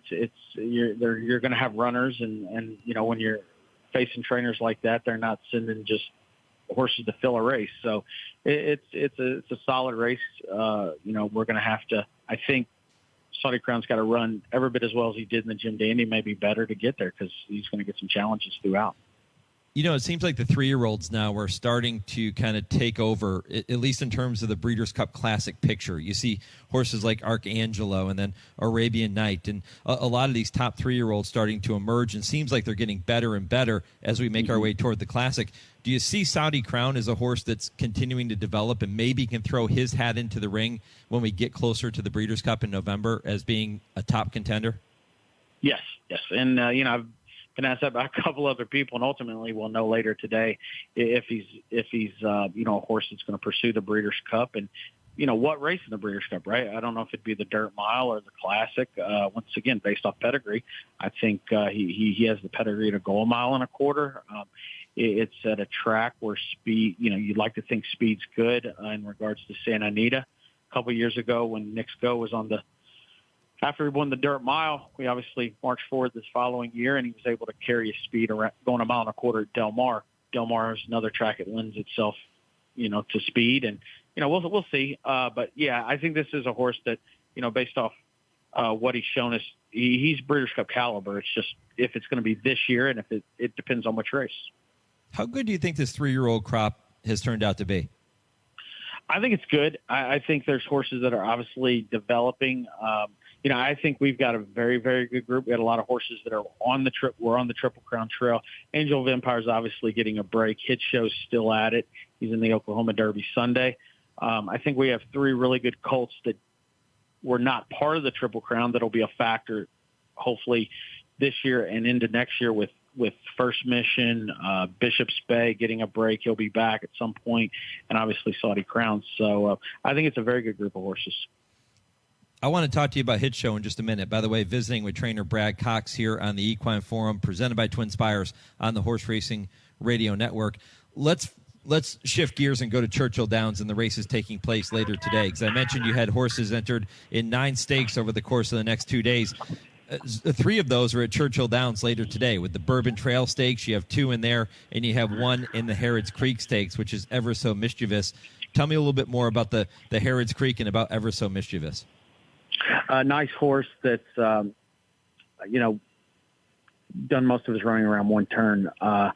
He's a good colt. We're hoping that he can step up and break through. I think we drew really well in that race. I think, as long as he gets away well and kind of look to control the race, he should be tough. He's a horse we've always thought a lot of since we picked him up last fall. And, we're hoping he can break out performance and make himself a stake winner later today. Yeah, you come back in the Bourbon Trail Stakes, which is race number 7, night program at Churchill here on Saturday night, 9:05 Eastern is the post for the Bourbon Trail. Your 2 horses in there are going to break side by side from post 1 and post 2. Long race, though, 1 3/16. Mm-hmm. So probably no concerns over those post positions, I would imagine. No concern. Shorter field, going 1 mile and 3/16, we should be fine. I feel like, both horses should be able to handle the distance. It's going to kind of be whoever grinds it out in the end. But both are doing well. I think it's a great spot for both horses. And it's, very equal. All the horses look like they're kind of on the same playing field in regards to talent. And hopefully they can break through. Yeah, Manciatadoro is the horse breaking from the inside post. 3 for 3 lifetime. He's been perfect. What's the key to his success? Well, he's one that if when you really zero in and watch his races, it looks like the longer the better for him. Sometimes it's just like he just gets going there the last little bit and he just stays on and powers through. I mean, listen, obviously all of his wins have come up at Indiana, but, he has stepped up and been a going away winner each and every time. And, we kind of targeted this race since his last run and feel like, he definitely deserves an opportunity at stake level. Yeah, Slip Mahoney, the other horse you have in there, he comes out of that second place finish in the St. Louis Derby, beaten just ahead in there. Man, you've been on the wrong end of a couple of these close finishes lately, my friend. Well, we actually won that race with another horse of ours, so that one actually worked. That's true. That one actually worked out. But most of the time you're not getting beat by your own horse. Yeah, that's true. Well, tell me a little bit more about Slip Mahoney and why he fits at this 1 3/16 distance. He's obviously based off pedigree. he's one that, hopefully kind of stays on, continues further they go. The hopeful, he'll just keep grinding it out. But he's a pretty solid horse. He had a nice run there at Saratoga, going a mile off the layoff, and he's been shifting to St. Louis, and he performed very well. Just unfortunate he didn't get up for the win, or unlucky he didn't get up for the win. But he's done very well since, and I think as long as he handles the distance, he'll be fine. Well, I told you I wanted to talk about Hit Show. He goes tomorrow in the Grade 3 Oklahoma Derby at Remington. You also have Merlaza, who goes in the Grade 3 Remington Park Oaks, the race right before the Oklahoma Derby. So start with Merlaza and tell me more about her and her fit with that field in the Remington Park Oaks. Yeah, she ran. I thought she ran pretty well last time, going 7/8. We're going to stretch her back out. I think she's probably meant to do that. It's based off pedigree and how she trains. She does like the 2 turns. I think it's a great spot for her. She's a stake winner, but it'd be nice to get some graded stake placing underneath her, maybe make her a graded stake winner. But I think she's set up for a big run. She's been very consistent all year. This looks like a great spot for her. And Hit Show in the Oklahoma Derby? Yeah, getting a little bit of a class relief, I do believe, just based off what, the Jim Dandy, the 2 races there in the Breeder Triple Crown Trail. And, he's been very solid, very sound horse, always shows up, runs hard. He got away bad last time, still run on him there in the Jim Dandy, but we're going to add some blinkers to him. Hopefully, he break it from the outside, get him out of there and get him involved, and see if he can get the job done. Brad, I know you're working and you have things to get to. One more question before I let you go. I'll brag on you for just a minute.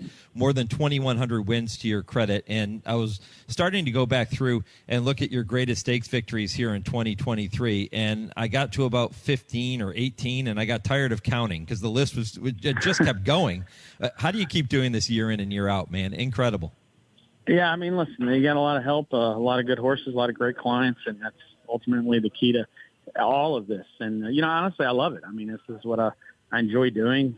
It takes a tremendous amount of time, but it's what we like to do or love to do. And it's nice to develop nice horses and pick great spots for them, and reward the horse, reward the owner, and we've got a great staff. It's team effort, and love what we do. Really, what it comes down to. Well, Brad, all the best with those runners today. We didn't get to all 9, but I know you're going to have a big weekend. Enjoy it. Good luck with the Pennsylvania Derby and those graded stakes at Remington, too.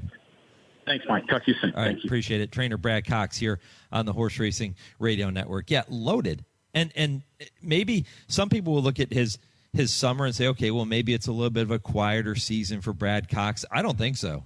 A win in the Arlington Million with set piece certainly helps, but he's been right there in a lot of these big races, too. And as you heard him say, there's times when he beats himself with his own horse because he has that caliber of competition.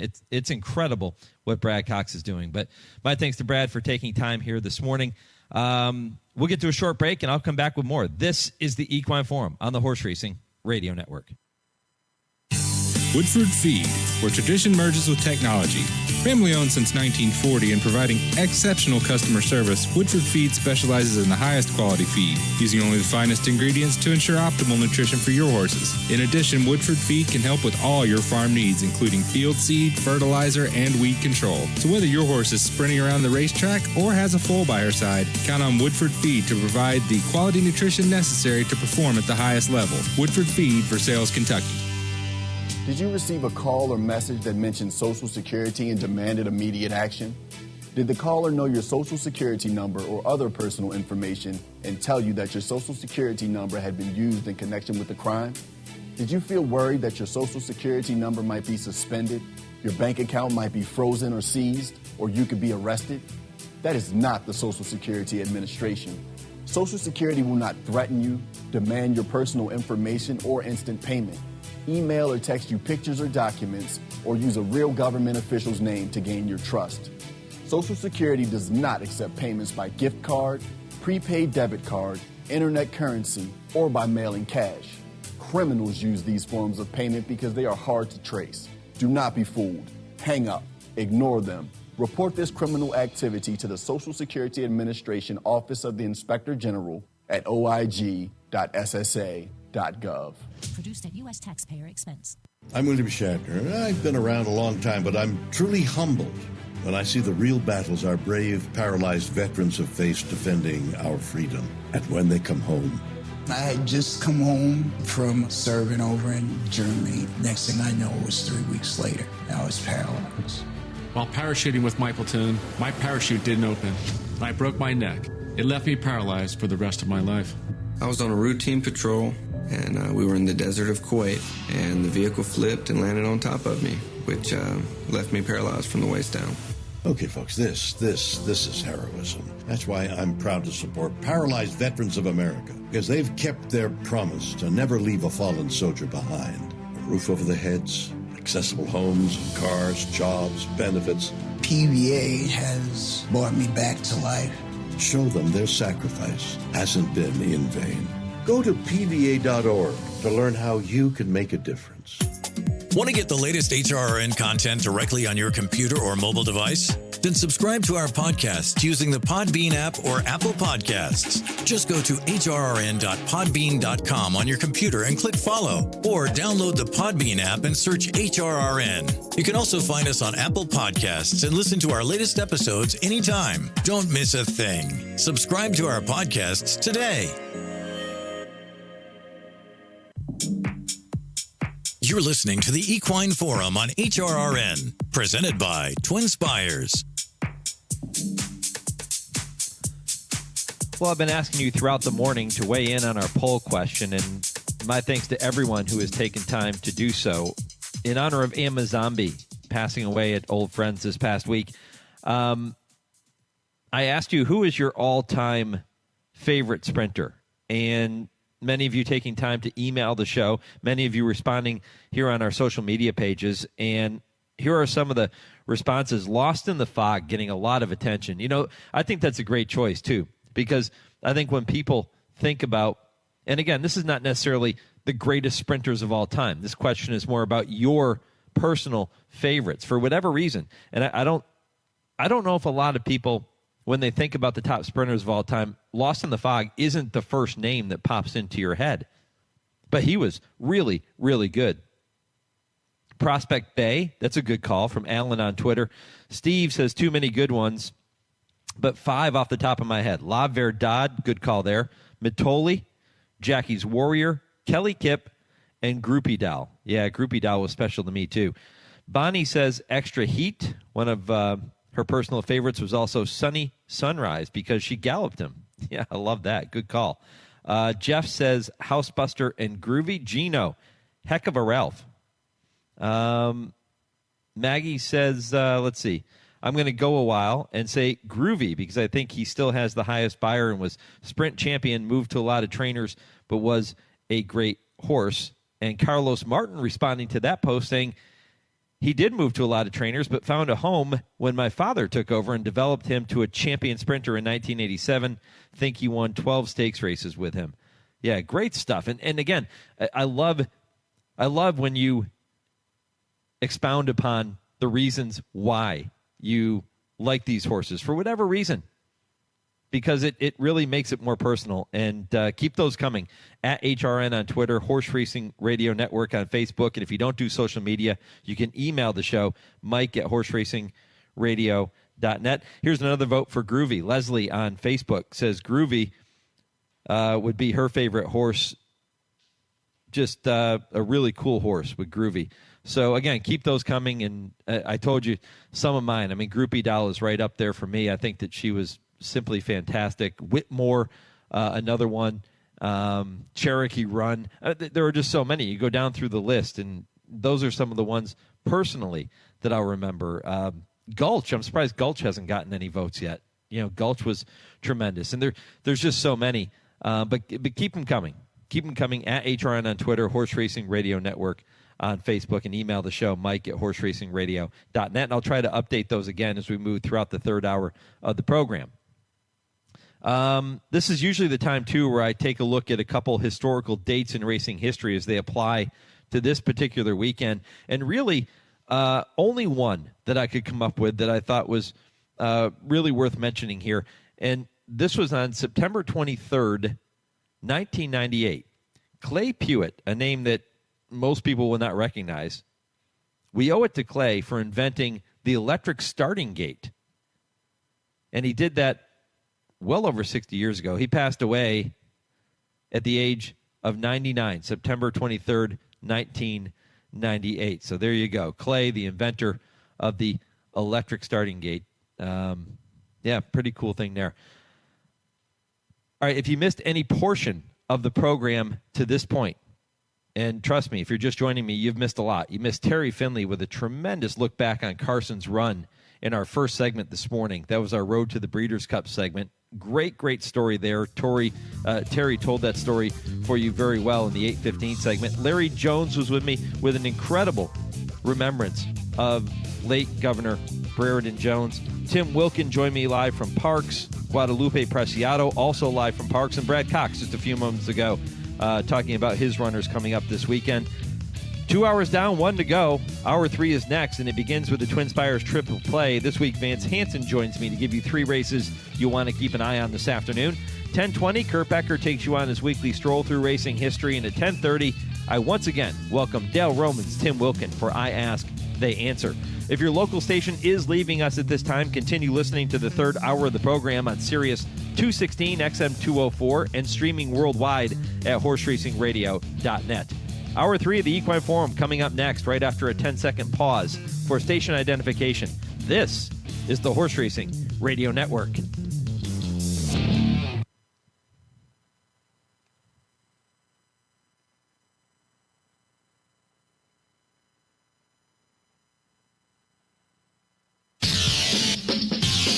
This is HRRN, Horse Racing's voice. Will take charge. A big run to take the lead. Batting out on the outside now. Second, Moreno third. It's the Travers winner. Will take charge. He comes from off the pace and look at Will take charge. The big colt has done it again. Have the Grace has the lead. She's still clear in mid-stretch. Blind Luck is making her run on the outside and out. Blind Luck is flying. Here comes Blind Luck. Have the Grace. Blind Luck, they're going to be following again. Have the Grace has done it. Have the Grace holds on and wins it by a head over Blind Luck. Welcome to the Equine Forum, presented by TwinSpires. Pure Sensation has the lead. At the gate rolled out, Pure Sensation draws out by 2.5 lengths. Spoken Nitro is weakened. On the outside, it's Rocket Heat. Far outside, completed pass. But this turf horse is all Pure Sensation. He continues to widen length, and he will go on to an impressive victory here, gearing down at the end. Pure Sensation. Wow. Proud Spell pushing on by, and she's taking the lead now. Country Star far outside, and on the inside is Little Bell in deep stretch, but it's Proud Spell, and she's kicked away from the field impressively. Proud Spell drawing away to Romp Home in Kentucky Oaks, number 134 by 5. Now here's Mike Penna. Welcome back to hour number 3 of the Equine Forum, presented by TwinSpires here on HRRN. Mike Penna, Baron of the Backstretch, heading toward the finish line here. 1 more hour to go, and it's a busy hour. Begins, as it does every week, with the TwinSpires Triple Play. Vance Hanson going to join me momentarily to give you 3 races you can bet this afternoon, and we encourage you to do that, of course, at TwinSpires.com. Kurt Becker will take you on his weekly Stroll Through Racing History at 10:20, and at 10:30, Dale and Tim will join me for this week's edition of I Ask, They Answer. And yes, as you guessed it, more listener-submitted questions for Dale and Tim. They love when you participate in the show, so feel free to send your questions to me, Mike at horseracingradio.net, and I will ask those questions of Dale and Tim in future shows. If you missed any portion of the first 2 hours of the program, all you have to do is head back to the website, horseracingradio.net. You can listen to the podcast whenever you get some time, and you can also do that on every podcast platform, whether it's Apple Podcasts or Google or Spotify, however you get your podcasts. Make sure you're typing in Horse Racing Radio Network and tuning into all of our shows throughout the year, as so many of you all over the world have done. Really appreciate you being with us all year long, and certainly here this morning. All right, hour 3 begins with this week's edition of the TwinSpires Triple Play. And as I mentioned, Vance Hanson is here with me. Vance, a bit of a quieter weekend on the Breeders' Cup front, if you will. 41 days away from the Breeders' Cup. No challenge races on the docket this weekend. That will change in the coming weeks. Absolutely. We've got a couple major 3-year-old stakes at Parks today, but it's the calm before the storm, as you alluded to. Over the next couple of weeks, we'll have Breeders' Cup prep races, in New York, Kentucky, California, all over the place, and not to mention some big European races in next week, too, with the ARC in France. So lots to look forward to in the next couple of weeks. Also, Keeneland opening up, but focus this weekend primarily on racing at Parks and Churchill Downs. Yeah, big day at Parks. The Grade 1 Pennsylvania Derby, the Grade 1 Cotillion are kind of the features, if you will. And although they are not winning your in races for the Breeders' Cup, these will have an impact on the fields for the Breeders' Cup in their respective divisions. So let's dive into it. The 3 races you have selected for the triple play this morning. We're going to start with Parks because the first race you picked is the Grade 1 Cotillion, which has a post time of 5:20 Eastern. Then Churchill is running later tonight, so their first post is 6 Eastern. You're going to look at the first race at Churchill. Then we'll go to race number 8 at Churchill as well. So 3 big races for this week's TwinSpires triple play. The Cotillion, race 12 at Parks later today. Mile and a 16th on that main track. A field of 9 3-year-old fillies, including Pretty Mischievous, who I think most people are looking at as the undisputed leader in this division right now. What do you think, my friend? Well, you're absolutely right about Pretty Mischievous. If she wins this race today, it's going to be very hard for her to be deposed as champion 3-year-old filly for this season. There's no question about that. Pretty Mischievous, she loves to win. She's won 7 of 9. And she does cut it close, that's for sure. She's been showing that all season. And that's kind of my worry going into the Cotillion today. She leaves a little room for error in a lot of her races. And, at the odds, she's just not going to be much value in the Cotillion today. And also, it's going to be forecasted very wet weather in the Northeast today as well. So we're kind of looking at a sloppy track. She's won on a sloppy track before, but I just think the circumstances are such that she could be vulnerable today. And I'm kind of looking at a long shot, number 6, Just Catherine, who I think has really, really improved this summer since coming back from a break earlier this season. Just Catherine coming off 2 strong performances at Saratoga. One was a second-place finish in the Wilton Stakes behind Randomized, who ran away from the field in the Alabama in her next start. And then on closing weekend at Saratoga earlier this month, Just Catherine finally got past her first-level allowance condition. Did it in fairly fast time considering the speed of the surface at Saratoga that day. And I think she really fits in this Cotillion. She's cutting back a little bit in distance, but I think she's going really well right now. She's by Justify, and we know Justify loved wet surfaces. And I think an off track probably isn't going to hurt Just Catherine at all. So I find her an interesting candidate at 12-1 on the morning line. Yeah, interesting selection. And as you're walking through her resume and talking about the reasons that you like Just Catherine, I'm looking at the Brisnet past performances, which I love. And I talk about this quite often on the show, but one of my favorite things about them are the late pace numbers, this number that shows how this horse was finishing in relation to other horses and the speed at which they were finishing in their previous races. And her last couple of races at Saratoga are superior to her previous runs at Belmont and Gulfstream, at least in terms of her late pace numbers. And I guess maybe a little bit of that is because she learned to settle a little bit and finish better, but maybe she just likes Saratoga. I don't know. But she's turned a corner in those last 2 efforts. Absolutely. And I also think it could be just a matter of going around 2 turns. Her one try at 2 turns last winter in the Gulfstream Park Oaks was a throwout, basically. The Saratoga 1 mile, of course, is like a turn and a half, just like it is at Ellis Park. But yeah, this last race at Saratoga was really her very first 2-turn race since the Gulfstream effort. And, as a daughter of Justify, you'd think that she'd, really excel and come into her own going a distance of ground when the circumstances arise. So, yeah, definitely Just Catherine's late pace figures are definitely have shown a great improvement. Yeah, very much so. And Junior Alvarado hops in the irons, and we know how good he's been the past couple of seasons, really throughout his entire career, but has been red hot the past couple of years. And we'll see if Junior can continue that with an upset in the cotillion with number 6, Just Catherine, at odds of 12-1, who is Vance's top pick for the upset in there. Vance, we mentioned that Churchill kicks things off at 6 o'clock Eastern with their night program here. Mile and the 16th on the turf is where the maiden special weight event will be contested as race number 1.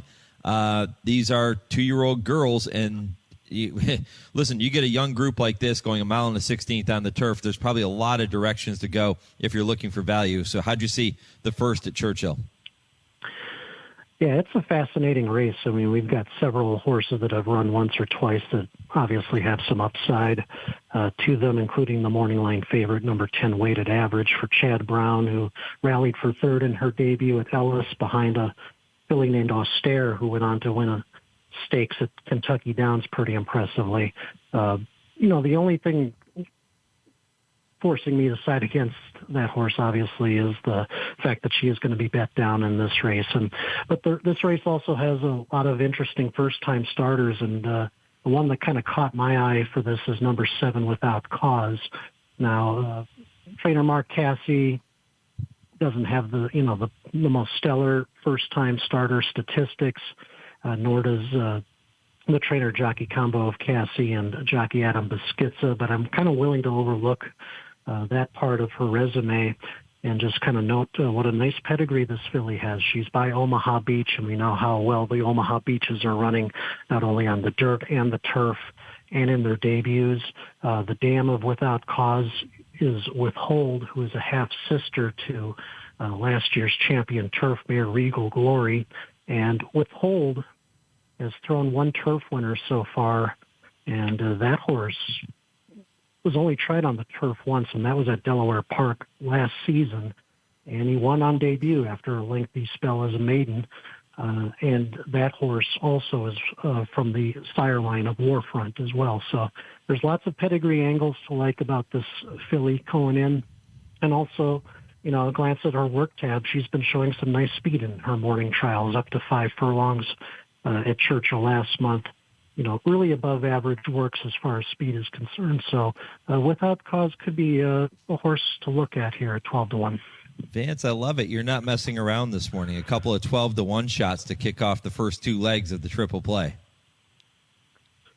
Got to find value somewhere, and I know. And Churchill so far, there's been some nice horses to score at nice prices. So let's keep that going. All right, so that's 2 races down, 1 to go. And again, when you head to TwinSpires.com, you will not see a specific TwinSpires triple play button or wager that you can make, but we are giving you these 3 races every week so that you can make your own opinions, craft your own tickets, and bet the races any way you like at TwinSpires. All right, Vance, the 8th race, your final leg that you've selected is the 7-furlong Harrods Creek Stakes, which carries a purse of $300,000. Really solid and pretty contentious sprint race. How'd you see it? It definitely is, and the horse I gravitated to here is number 5, Mount Up, trainer Todd Pletcher, 7-2 morning line. First and second in all 4 races so far. Did show a little bit of greenness at Saratoga in his first start at that meet, finishing second to Slip Mahoney in an allowance race, but they equipped him with blinkers last time, going the same mile distance, and showed a lot more maturity, I thought, in the stretch, even opening up a big lead, but then having it whittled down to a half length at the end. But I thought that was a very solid performance on Mount Up's part there. I think the pace scenario in this race could work in his favor as well. He's kind of a stalk and pounce type, and there's going to be some speed to his inside, like from number 4 Bouncer, and morning line favorite number 6 Ever So Mischief, I think, is going to be prominent early as well. So if Mount Up can get his ideal stalking position here, I think he could be dangerous in the stretch. Vance, I've heard other handicappers over the years talk about the cutback in distance from a horse that was running at longer distances, let's say a mile and an eighth, and then they cut back to sprinting at 7 furlongs. And a lot of people will love that move. Here's a horse in Mount Up, your top pick, that has run at a mile at Saratoga in each of his past 2 tries. Now he goes to 7/8. Is that as significant a cutback going back just one furlong? I don't know if it's as significant a cutback. I think just as a general proposition, I think people like the cutback from longer distances to short, just because if they're facing horses that are stepping up in distance for the first time, this horse isn't going to get tired, or that last furlong isn't going to, show them out, so to speak. So as far as this horse is concerned, I think 7/8 is just seemingly ideal for him, especially off of his first 2 career performances in New York. All right, so it is going to be number 5 Mount Up in the 8th race at Churchill Downs. That will be Vance's top pick here to round out the triple play. So, Vance, let me just recap quickly. The 12th at Parks, which is the Grade 1 Cotillion, you'll look for the upset with number 6, Just Catherine, at odds of 12-1. The first at Churchill, 6 o'clock Eastern, that's an evening program. You'll go with number 7, Without Cause, at 12-1. And in the 8th at Churchill, which is a really contentious sprint race, that is the Harrods Creek, you will take number 5, Mount Up, at odds of 7-2. So good value. If you were to recommend a certain wager to our listeners with those 12-1 shots, how do you normally like to approach a race from a wagering standpoint when you like a horse that's a big number like that? Well, if the prices stay at a horse that's at 12-1, I mean, undoubtedly you go for a win bet for sure. And obviously you also have to kind of look at the in-race exotics too. I mean, exactas and trifectas. It's a when you like horses with those odds, you definitely want to think about keying them in certain positions, first or even in second place. If you really believe they're going to run really well, that's where kind of the value is. Vance, before I let you go, give me the lowdown on what folks can expect when they go to brisnet.com, when they go to TwinSpires.com. What special offers or what special things can they look for every week? Well, as far as offers at TwinSpires this week, of course, we've got our running $200 sign-up bonus. Just check the TwinSpires.com website for full details on that. And I'd also point out some offers. We have the $10 bet back at Churchill Downs on selected races every day, and tonight's bet back races, the Grade 3 Dogwood at Churchill. So check that out. And then also the late pick 5 at Parks, which runs from races 10 through 14. TwinSpires is running a $2,500 hit it and split it promotion. If you hit it, you can share in $2,500 with the rest of the players out there that hit it as well. Great stuff. Vance Hanson here with the TwinSpires Triple Play on this Saturday morning. Vance, really appreciate it, my friend. Good luck at the windows and have a wonderful weekend. Thanks, Mike. Same to you. All right. There you have it. 2 12-1 shots, 7-2. Not bad. If you can find a way to hook those up with a couple of other horses, which I love doing, exactas, trifectas, maybe key those 12-1 shots in a couple trifectas and see if you can't get lucky. But as Vance said, if they stay at 12-1 when the wagering begins, hard not to throw a win bet on them, maybe even win place. But it's whatever you feel like doing. That's why we bring you that segment every week. We want you to make your own call, structure those tickets any way you are comfortable with doing, but just make sure you're doing it at TwinSpires. When I come back, Kurt Becker takes you on his weekly stroll through racing history, and then Dale and Tim in the On Deck Circle coming up at 10:30 Eastern. This is the Equine Forum, presented by TwinSpires on HRRN. Race to TwinSpires, where you can unlock a $25 risk-free bet. Just use the code HRRN25 when you sign up. And if your first bet doesn't win, TwinSpires will refund your account up to $25. Wagering on the app is fast with free past performances, insider picks, and power plays every day you wager. TwinSpires. Download the app today to earn your $25 risk-free bet. Void where prohibited. For terms and conditions, visit TwinSpires.com. Must be 18 or older, 21 and older where applicable. For help with a gambling problem, call 1-800-GAMBLER. Achieve Equine, makers of Flair Equine nasal strips, brings you innovative, evidence-based products for the health and well-being of your equine athletes, like the new Impact Protection Half Pad from Europe, VIP Equestrian, that provides a superior layer of cushioning for the horse's back. Visit achieveequine.com for more information on the innovative products we offer. That's achieveequine.com. Breathe easy, we've got your back. It's time now to shine the spotlight on the Darley Taking the Reins Performer of the Week. Jubilee Bridge is on the inside. Then it's Candy Light and Via Reggio. And now Put to Pressure, Present Moment, trying to hold off the competition. But Sister Luann has come with a rush on the outside. And then Sister Luann has taken the lead. Sister Luann and Jose Ortiz have won it. Sister Luann, the daughter of Darley Stallion Frosted, recently added that victory in the $500,000 One Dreamer Stakes at Kentucky Downs to her resume, and in doing so, becomes your Darley Taking the Reins Performer of the Week. Darley Stallion Frosted. He's also the sire of 8 graded stakes horses in 2023. No stallion standing under 50,000 is doing better. Learn more about Frosted and all the Darley Stallions by visiting DarleyAmerica.com. You're listening to the Equine Forum on HRRN, presented by TwinSpires. Hello, I'm Kurt Becker. Thanks for joining me as I take another stroll through racing history presented by Keeneland. He was foaled in Secretariat's second crop, and he was best remembered for a record-setting run in the Travers Stakes and for his love of Saratoga Racecourse. His name was General Assembly. Foaled on April 30th, 1976 at Catoctin Stud Farm in Waterford, Virginia, General Assembly was a chestnut colt and therefore a look-alike son of Secretariat out of Exclusive Dancer by Native Dancer. While his sire was known for winning the Triple Crown, his mother was a stakes-winning three-quarter sister to Exclusive Native, the sire of Triple Crown winner Affirmed.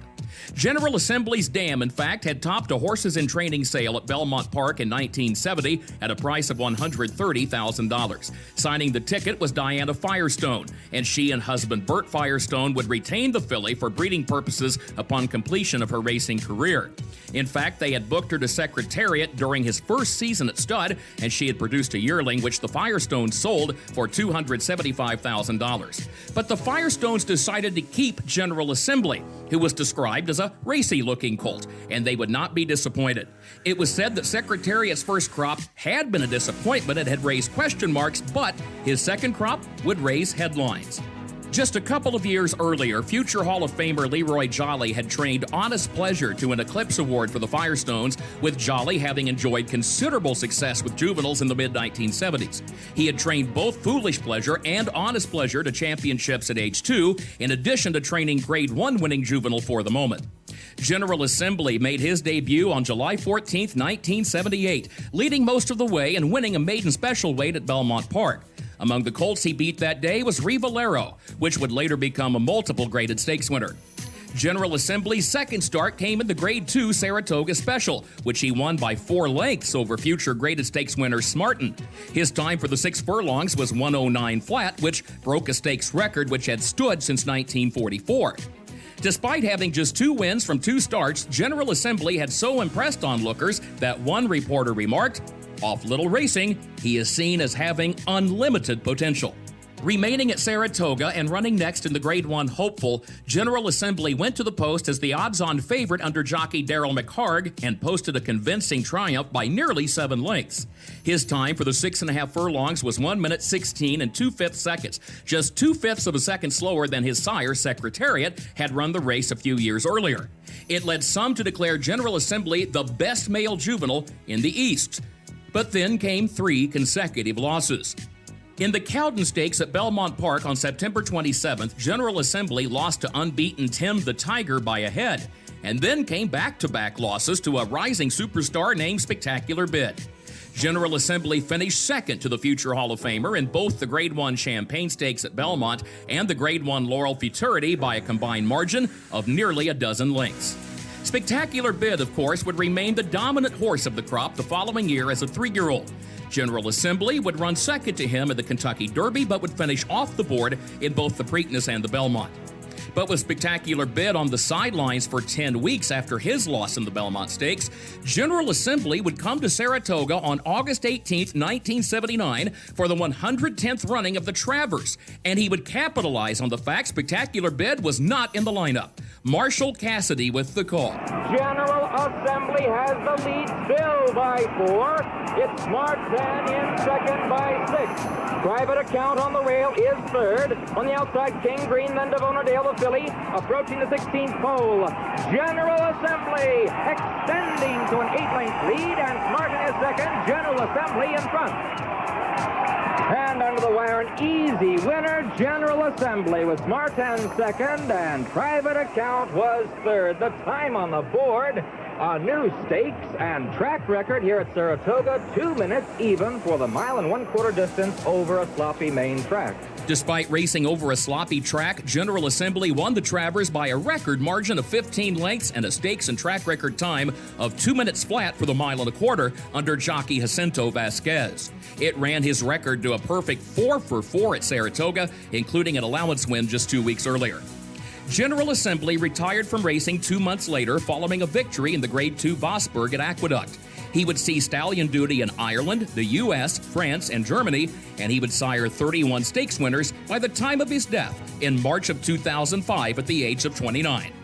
Upon General Assembly's passing, Bert Firestone remarked, "He was a great horse. He was good-looking, he displayed lots of courage, he was unbeaten at Saratoga, and he was a horse for all distances." Please join me again next week when I take another stroll through racing history presented by Keeneland. For HRRN, I'm Kurt Becker.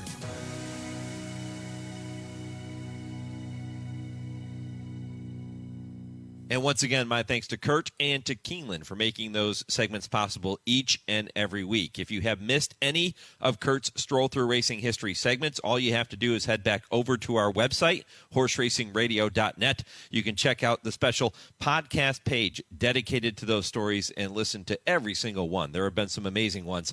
Go back and listen at horseracingradio.net. When I come back, Dale Romans, Tim Wilkin, they will be here. It is this week's edition of I Ask, They Answer. This is the Equine Forum, presented by TwinSpires on HRRN. You're listening to HRRN, Horse Racing's voice.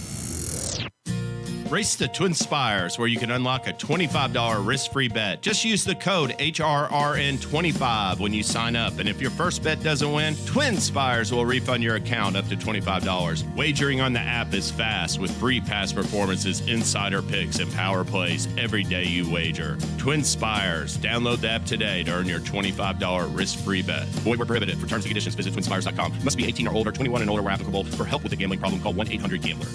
Good news, racing fans. Santa Anita's highly anticipated autumn meet is fast approaching with opening day this Friday, September 29th. The 19-day meet will be highlighted by the 40th annual Breeders' Cup World Championships on November 3rd and 4th, and will be hosted by Santa Anita for a record 11th time. Make your reservations now at breederscup.com/tickets. Fans, come join the party on opening day with first post time at 1 o'clock. As always, we'll have free parking and admission on Friday, and we've got an outstanding wagering menu headed by a return to a traditional pick six with a 70-30 split and daily consolation payoffs, along with a carryover if there are no tickets with 6 winners. Along with the $1 pick six, for the first time ever, we'll have a $3 all-turf pick 3 on the final 3 grass races each day. Be sure to register for our free $5,000 online Showviver at santaanita.com and come join us on opening weekend for world-class racing at the Great Race Place. Airdrie Stud is proud to announce the arrival of Grade 1 winning millionaire Happy Saver for the 2023 season. Happy Saver boasts one of the most important female families of the century, as his third dam is Broodmare of the Year Weekend Surprise, dam of the legendary AP Indy. Undefeated in his first 5 starts, Happy Saver capped off his perfect 4 for 4 season with an emphatic victory in the historic Grade 1 Jockey Club Gold Cup. And Happy Saver stays undefeated. He steps up and he wins the Grade 1 Jockey Club Gold Cup. Airdrie Studs, Happy Saver. Think about it. Eclipse Champion Blade, a proven sire with over 15% lifetime stakes horses. His recent top runners include graded stakes winner Litigate, as well as Wet Paint. And in the sales ring, Blaine continues to prove his value. Also an emerging broodmare sire. His stakes-producing daughters include the dam of Eclipse Champion Forte. Forte to win the Breeders' Cup Juvenile. Blade, standing at Claiborne Farm. This is I Ask, They Answer on the Equine Forum on HRRN. But it is Force Freeze who's taken the lead, and Force Freeze been confidently ridden, and Force Freeze shakes loose. Jackson Ben now coming. Here's Amazombi coming with his run as well. On the outside, A Priority's running a huge one. They are homeward bound, and Force Freeze desperate to hang on, but Amazombi's wearing him down. Amazombi, Force Freeze have it to themselves with a 16th to go. Force Freeze is shifting out, but Amazombi's got him, and from here on in, it's just a matter of how far. Amazombi and Mike Smith have won the Ascension Jet Breeders' Cup Sprint. Force Freeze was second. Jackson Ben came running on for third. And then it'll be close for fourth. Amazing Destiny and Aconite. California-bred Amazombi wrapped up champion sprinter honors in 2011 with that win in the Breeders' Cup Sprint. Trevor Dedman had the call. This morning, we look back on our all-time favorite sprinters. Plus, does a victory in today's Grade 1 Cotillion guarantee Pretty Mischievous the title of champion 3-year-old filly? And we'll spend some time remembering former Kentucky Governor Brereton Jones. That's all ahead on this week's edition of I Ask, They Answer with trainer Dale Romans and turf writer Tim Wilkin, and all presented by the University of Louisville Equine Industry Program in the College of Business. And it all starts just 30 seconds from right now. Learn the business of horses in the world's only accredited equine business program, the University of Louisville Equine Business Program. The University of Louisville has a legacy of excellence educating and developing industry leaders for over 35 years. Classes are taught by industry experts in state-of-the-art facilities located in the heartland of America's equine industry. The University of Louisville Equine Business Program. When it comes to horses, we mean business. For more information, visit business.louisville.edu/equine. All right, guys, I mention it every week, but we really do appreciate when our listeners participate in I Ask, They Answer, and we love when they submit questions or topics that they want the two of you to debate. So that's how we begin this week's show. And another question from our friend Will in Las Vegas, who has a couple of questions, actually. He said, this is the time of year that connections prefer to, he wants to know, is this the time of year that connections prefer to debut a 2-year-old, which they consider to be a Kentucky Derby hopeful? And then he goes on to ask, are there any advantages towards reaching the Derby with debuting a colt earlier rather than later in their 2-year-old campaign? Dale, you've done this many times. What do you think? You know, I like to try to get my horse started sometime after, the 1st of July, before the end of their 2-year-old season. And, there used to be for years that stigma about if you didn't break your maiden at 2 that you couldn't win the Kentucky Derby. Well, that's kind of all went out the window. And so there's, now you can do it anytime, it seems like. But I would say anytime from July on is good. Well, they had those races at Keeneland in the spring. And the only horse I can remember really running in those and coming out that early and going on to do well in the Triple Crown races was Summer Squall. Second the Derby, won the Preakness. And, but yeah, from July on, I think is the time to get them rolling. And we got some great 2-year-old racing here at Churchill. Can you start a horse too early in their 2-year-old campaign? Oh, for sure. That's what I mean. When you see those horses going 4.5 furlongs at Keeneland, you never see them. So, like I say, Summer Squall is the only one that can come to mind that you see on the Derby trail. Timmy, how about from a writer or a bettor's perspective? What do you think? I don't think there's anything etched in stone when you're supposed to debut a horse. Looking back at some of these Derby winners, Mage didn't run it 2. His third start was the Florida Derby. Authentic, when he won the Derby, he had 1 start at 2. Justify 0 starts at age 2. So I don't think there's any set theory saying, okay, you have to debut a horse at such and such a time. Yeah, I think that it's to build a foundation. If I was a trainer, I think I'd want to have a horse run it 2 if I'm going to prepare him to run in the Kentucky Derby on the first Saturday in May. But that theory's been kind of blown out of the water a little bit because some people aren't doing it. Rich Strike, when he won his Derby, I think he had 4 starts at age 2, and that's in modern times it seems like that's almost a career for some horses. So I don't think there's any formula that says, yeah, you got to have so many starts at 2, or you got to start your year at such and such a date. But yes, I would think I would want to have some kind of foundation leading into what, can be a very tough campaign leading up to the Triple Crown, because you got to get the points now. But, it works for some and it doesn't work for others.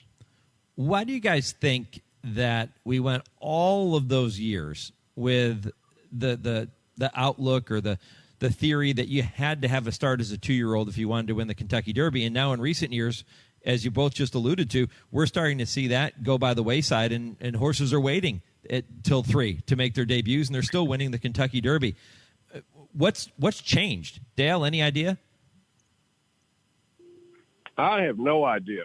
It's it all changed rapidly too, because there was a long stretch that you just threw horses out that didn't win it 2, or didn't run it 2. They didn't have to actually win. Mm-hmm. The dosage thing went out the window. I haven't heard anybody mention dosage in years. And it used to be if you didn't have the right dosage, you couldn't win. And the curse of Apollo is blown up. All those old rules have gone out the window. I agree with that 100%. Yeah. Yeah. Well, Will, we appreciate those questions. And again, if you have a question for Dale and Tim, email that question to me, Mike@horseracingradio.net, and we'll get it worked into the show as we move forward here in future weeks. All right. Topic 2. This is fun. Timmy actually came up with this idea, and Tim, I love it. Each week, so many of our listeners enjoy hearing Tim's take on our various topics from a turf rider's perspective. And Dale, they love hearing your opinion as a horseman. So we're going to flip it around here this morning. Dale, if you were a turf rider, which topic would you most like to write about? And Tim, if you were a trainer, which horse currently in Dale's barn would you like to train and why? Dale, why don't you start? That's a good question. It's just been sprung on me a few minutes ago. I didn't read the script as always, so people didn't realize that. But I only want to talk about stuff that's positive. But I think what I would like to write about as a turf rider is the history of horse racing and the people that brought it to where it is today and how it got started. I think that would be a great thing to write about. I don't want to write any negative articles. I want to write about history and the positives of it. And then the Triple Crown, obviously, following the Triple Crown will be, I think, as a turf rider, will be a lot of fun. You get to go to all 3 races and ask a lot of questions, irritate a lot of people, and it'd be a good time. Are you saying we irritate you guys? Not me, but like Steve Asmussen says, you're irritating. Okay. Hey, but Dale, I'm kind of hurt. I thought if you were a turf rider, the first story you'd want to do is about me being a trainer. Yeah, that would be a short story. Well, I think I'd have a lot of elegant prose to fill your notebook with. Yeah, you probably would. I'd give it a shot. Now, which horse do you want to train? I think that's an easy one. Cyclone? Just a couple weeks ago, I saw a 2-year-old filly by American Pharoah named Pharaoh's Wine run a hole in the wind at Kentucky Downs. I want to train that filly. And I think that filly's got a very good future in front of her. And the fact that I got the winner's circle picture was pretty cool too. But I think that's a pretty cool horse. I'd like to train her.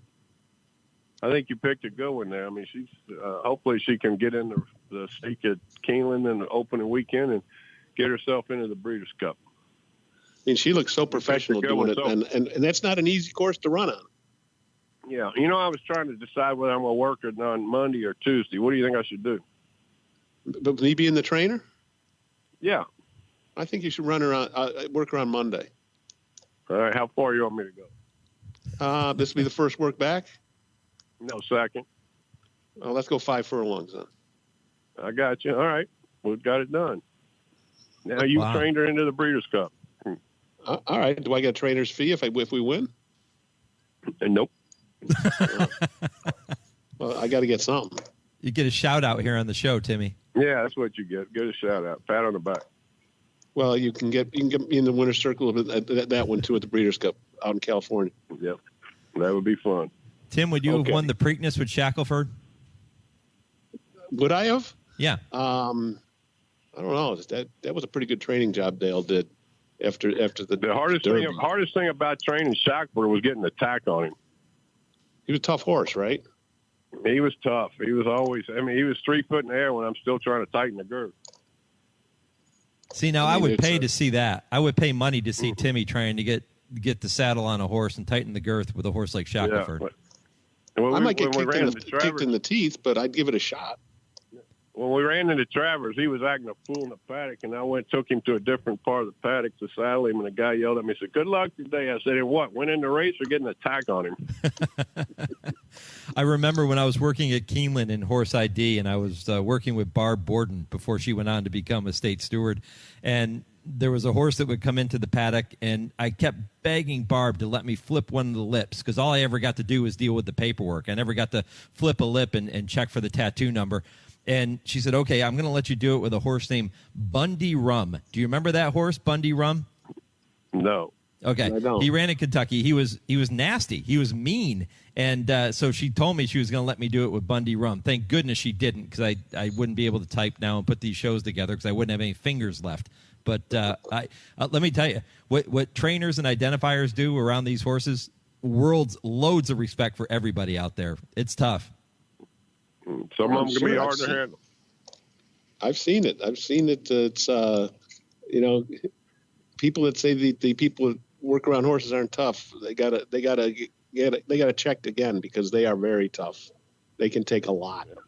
Yep. Yeah, no doubt.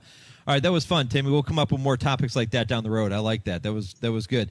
All right, time now to welcome our good friend Nick Zito to the program, as we do every week, and find out if the next two statements are right or wrong.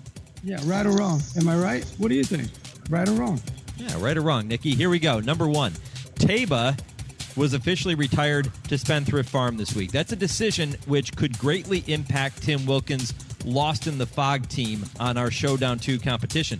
Tim selected Taba as his alternate selection, but now is going to have to rely on his starting 5 horses to pull off a comeback win and defend his title.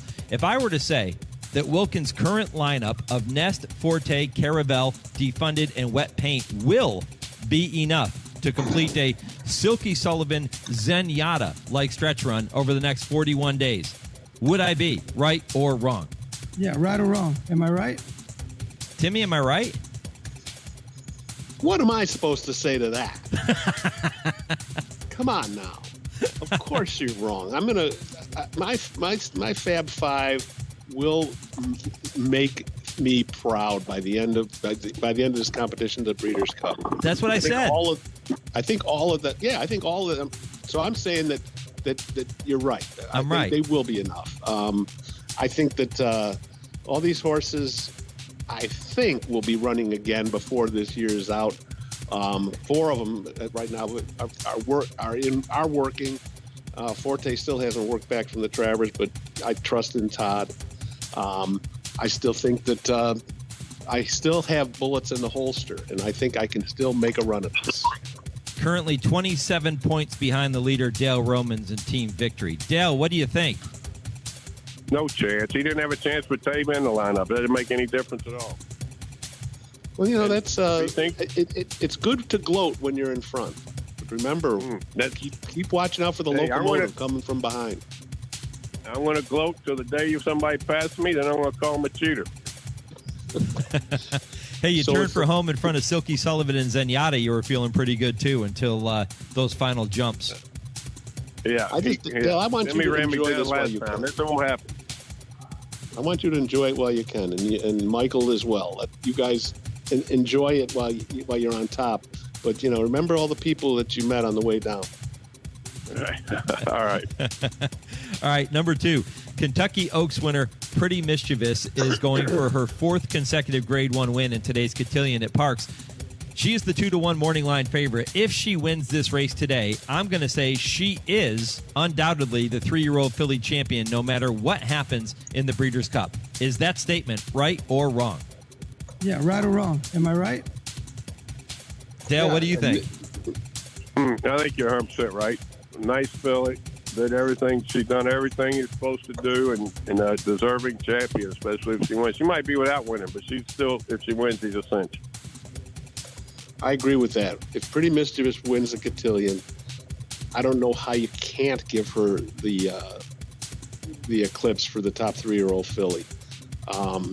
Someone would have to do something awfully, awfully special, and time is running out. I mean, and 4 grade 1s is 4 grade 1s, even though, the test, that was the Maple Leaf Mel incident, and, when she went down, the Pretty Mischievous went by and got the win. It tainted a little bit, but it's still a grade 1 win on her record. 4 grade 1s is awful hard to beat when you're giving the Eclipse for the best 3-year-old filly. I think she wins here today. The game is over. Yeah, I think she may have already wrapped it up. Maybe that was a better way to ask that question, but certainly if she wins the cotillion, I will agree with you guys and with my statement that she is indeed going to be the 3-year-old filly champion. That is right or wrong. We'll bring Nick back into the mix next week for that one particular segment.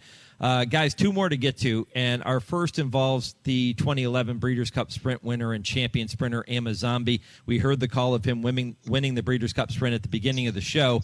He died this week at Old Friends, and the 16-year-old Calbred had been enjoying the good life at Old Friends since 2014, and upon his retirement, he had recorded 12 wins from 29 starts and over $1.9 million in earnings. So we will miss Amazombi, but in honor of him, I thought it would be fitting if we all took time to remember some of our all-time favorite sprinters here this morning. So, Tim, why don't you kick it off? Who are some of the sprinters that are always going to be memorable to you?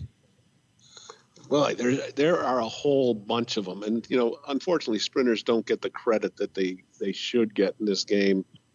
I'm going to start with Ruffian. I mean, Ruffian was undefeated. And even though that she was, known for the match race that all went wrong, when she started her career, I mean, she was running holes in the winds, running these sprint races at 2, setting track records left and right. One of the fastest fillies ever. And Lucien Lauren was quoted as saying that he thought she might have been better than Secretary, which is crazy to even think that. But I think I put her in my list. Kona Gold, who in my opinion should be in the Hall of Fame, but isn't, was a very, very good sprinter, and doesn't get the credit that he deserved. Gulch is another one. I mean, I could go on and on. I mean, one of my favorites was Lost in the Fog, who my team is named after, even though a lot of people probably wouldn't put him in the all-time greats. But to me, he's one of my favorite horses of all time. So I'm going to put him in there. And another one I'm going to throw in there is Whitmore, who the old warrior who finally won that Breeders' Cup Sprint after so many tries. I'm putting him in there too. Those are just a few. Yeah, thank you, Timmy, for leaving me a few. But you're right. There are a bunch. I was going to say Kona Gold. You picked him off. He's one of my favorites because he's named after a strain of marijuana. And I always thought that was pretty funny. And a House Buster. How could you leave him off the list? He was a great sprinter. We the Churchill Downs Breeders' Cup. We or Frank Jones and myself and a couple other guys, we put about 12 or 15,000 in a pick 6, and we singled House Buster. Of course, he didn't finish the race, but I still love him. Great racehorse. And talking about the fillies, there's an old filly out there, Laser Show. If anybody remembers her, one of the greatest sprinters of all time. And should have been champion. She wasn't eligible for Breeders' Cup, so she never got to run in it. But she beat Safely Kept. She beat them all. Safely Kept's another great one. And they're just, you're right. You can just go on and on and on. I love those old sprinters, and I love those sprint races. But those are just a few off the top of my head. Precision is another one we didn't mention. There's another one. Yep, Precisionist or Elio or Tessio. There's some great sprinters out there. Yeah, Tim, I'm glad you brought up Whitmore, too. I mean, Whitmore, just so cool, such a hard-knocking horse. How about Groupie Doll when we want to talk about female sprinters, right? Yeah. Groupie Doll, Big Drama is one that I'm always going to remember. I ended up in the stall with Big Drama down at Calder with David Fox one day. That was fun. I remember Artax. Remember Artax, when the guy ran out onto the track? Yep. At Pimlico. And then I'm going to pick Cherokee Run, too, because it was my grandmother's favorite horse before she passed away. So Cherokee Run is one I'm always going to remember. See, just a long list. The list could go longer, too. Yeah. Well, I got a feeling we can go along with this next topic, too, because this is how we're going to wrap up the show, and I want to make sure I leave us enough time. But it involves another, this time, very special person that we lost this past week. It was on Monday that the industry lost another icon as former Kentucky governor and Airdrie stud founder Brereton Jones passed away at the age of 84 following a lengthy illness. Referred to by his family as Pop, Brereton leaves behind his wife Libby, daughter Lucy, and son Brett. Guys, how will Brereton be remembered by our industry? And when you guys hear the name Brereton Jones, what thoughts come to mind? Dale, you want it first? Yeah, let me take it first. You get a chance in life to cross paths with a few great people, and I've gotten to see more than most, but he may be one of the greatest men ever walked the planet. When he was governor, I wasn't even up and going good yet, and nobody knew who I was. And he went out of his way to be friendly and to come over and talk. And if I went over to talk to him, to put me on some good horses to buy from him, he would always try to help me, and he'd send me horses to train later in life. And it's a lot to be said for putting confidence into a young person that's trying to break through in anything. And a lot of people won't do that because they're intimidated, I guess. They don't want to hip the dump. But Brereton wasn't like that. He always wanted to pull people up and take care of the people that were coming up behind him. And Brett's a good friend to this day, and I just feel awful that he's gone.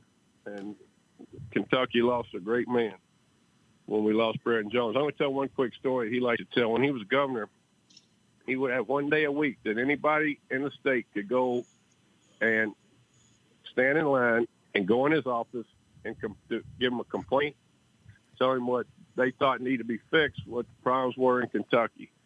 I thought that was pretty cool. And he's told me the story himself. He said one day he was there until like 7 o'clock at night, and the line was still going.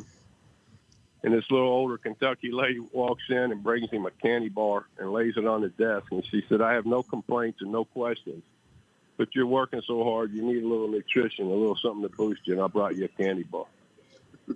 I thought that was a great story, and he was proud of that she thought enough of him to go do something like that. And guys like that can't be replaced. But at least we got to know him, and he did a lot of great things for Kentucky racing. Great story. Timmy, how about you? I didn't know him well. I interviewed him a few times after races, and, just the gentleman that he was, and his obvious love for the sport and the horse. And it was, he's the guy that won the Kentucky Oaks 3 times. And I remember talking to Larry Jones, his trainer, many times and he would have stories about him, and he just gushed about him. And it was just, it's sad when you lose, the game loses someone like that. But unfortunately that's life. It's part of life. And the fact that he's gone, it's sad. But there's going to be a lot of memories that he will live on for a long time. And, the game is not as good without him around to be in it. And he had a life well lived, and it's his legacy will live on. Yeah, I'll never forget when I first got started on radio 20 years ago, and we would occasionally go to different farms that were sponsors of ours, and we would host the Saturday morning program from those farms. And I remember going out to Airdrie every year. It became an annual thing for us, and we would sit down with the former governor, and we would sit down with Brett, and we would talk about the stallions. And you talk about Dale lifting a young person up, and of course, I'm still trying to get my sea legs under me. I had never done radio before. I'm a little unsure about things as I learned the business. And after we finished the show the first time, I remember Brereton looking at me and saying, wow, my stallions have never gotten that kind of publicity. And you talk about a confidence boost, knowing that you were doing something well for somebody like the former Kentucky governor.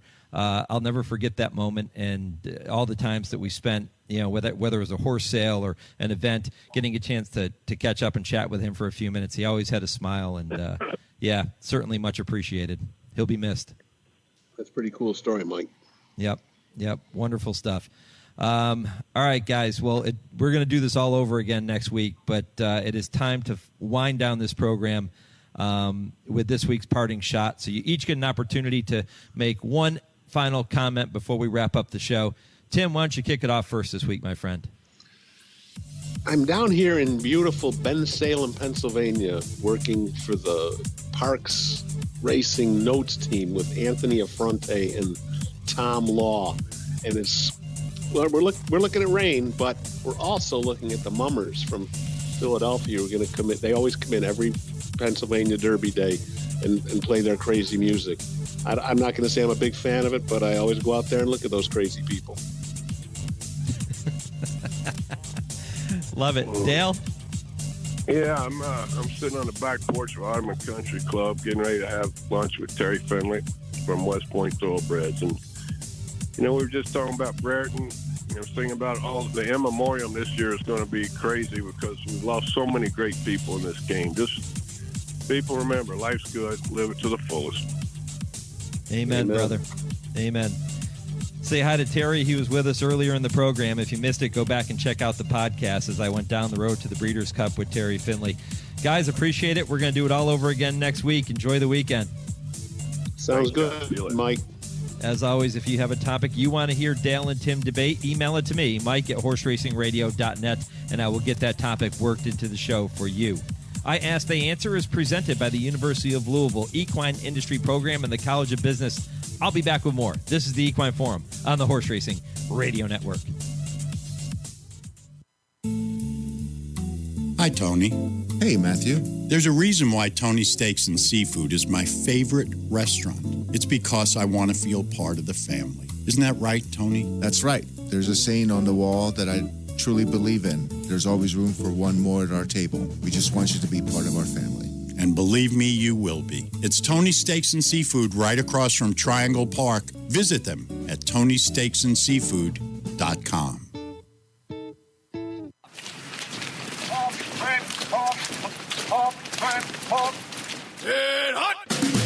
My battle buddies and I attended the NHL Stadium Series at Yankee Stadium. We had never been there before, and two of us had never seen a hockey game. Man, we had the time of our lives. It was great therapy. VetTix, we can't thank you enough. Every empty seat at a concert, a game, motorsports, or a play is a missed opportunity to say thanks to a veteran and service member. We can help. We can give our veterans a special event where they too can create their own cherished memories. Find out how by visiting www.vettix.org. That's www.vettix.org. Find out how you can make a difference in a veteran's life.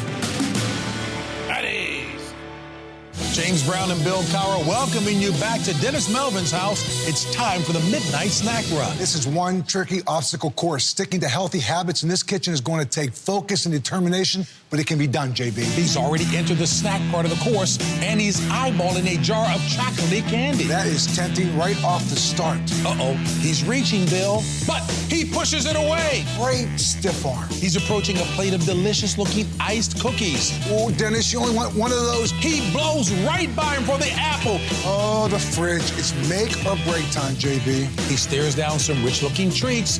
Uh-oh, looks like he's headed for the soda. Wait, he jukes left, grabs the water bottle, and shuts the door with his elbow in record time. Unbelievable move. I gotta see that again. And he's out. He even turned off the light. That's the way you execute a midnight snack run. Stand Up to Cancer and Rally want you to reduce your risk for cancer. Go to takeahealthystand.org.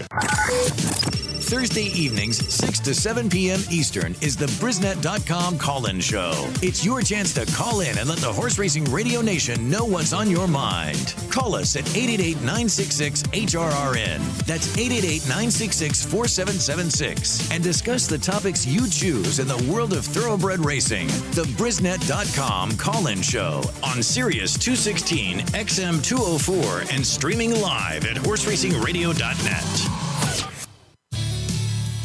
You're listening to the Equine Forum on HRRN, presented by TwinSpires.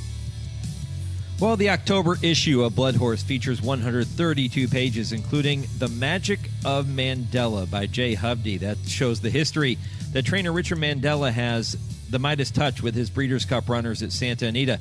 Tattersall's Gems and the Blood Horse Market Watch, also part of the October issue of Blood Horse. You can download a copy of that issue now from the Blood Horse Magazine tablet app via the App Store or Google Play. You can order a copy at shop.bloodhorse.com or subscribe today at bloodhorse.com/subscribe. And here's the best part. When you do subscribe to Blood Horse Magazine, you're also going to get a free Blood Horse Plus membership, which is a $50 value. Go to bloodhorse.com/subscribe.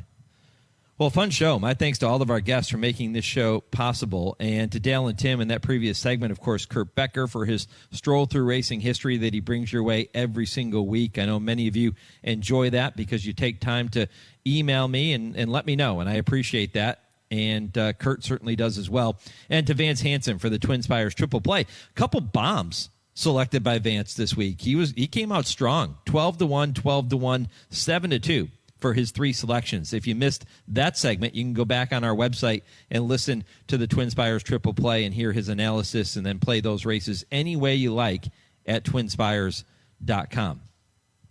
Good topic there from Will in Las Vegas on I Ask, They Answer, talking about the 2-year-olds and are you better off debuting them early or late in their 2-year-old season or better off waiting till their 3-year-old campaign? That seems to be a trend that's all of a sudden working, which has never worked for decades, and all of a sudden it is. Looking back on some of the top sprinters, too, is always fun. I mean, there are so many, and we just scratched the surface with some of the names we threw out. If you have a favorite sprinter, continue to email those to us, Mike at horseracingradio.net. Let me know why you consider that your favorite sprinter of all time. And you can also hit us up on social media, too. My thanks to my producer, Lee Delapina, in our Lexington studio, to Chauncey, handling all of our social media here this morning. Follow us at HRRN on Twitter, Horse Racing Radio Network on Facebook and YouTube. All right, if you missed any portion of the show, check out the podcast, horseracingradio.net, and every podcast platform. I'm Mike Penna. Thanks for listening. Go Steelers.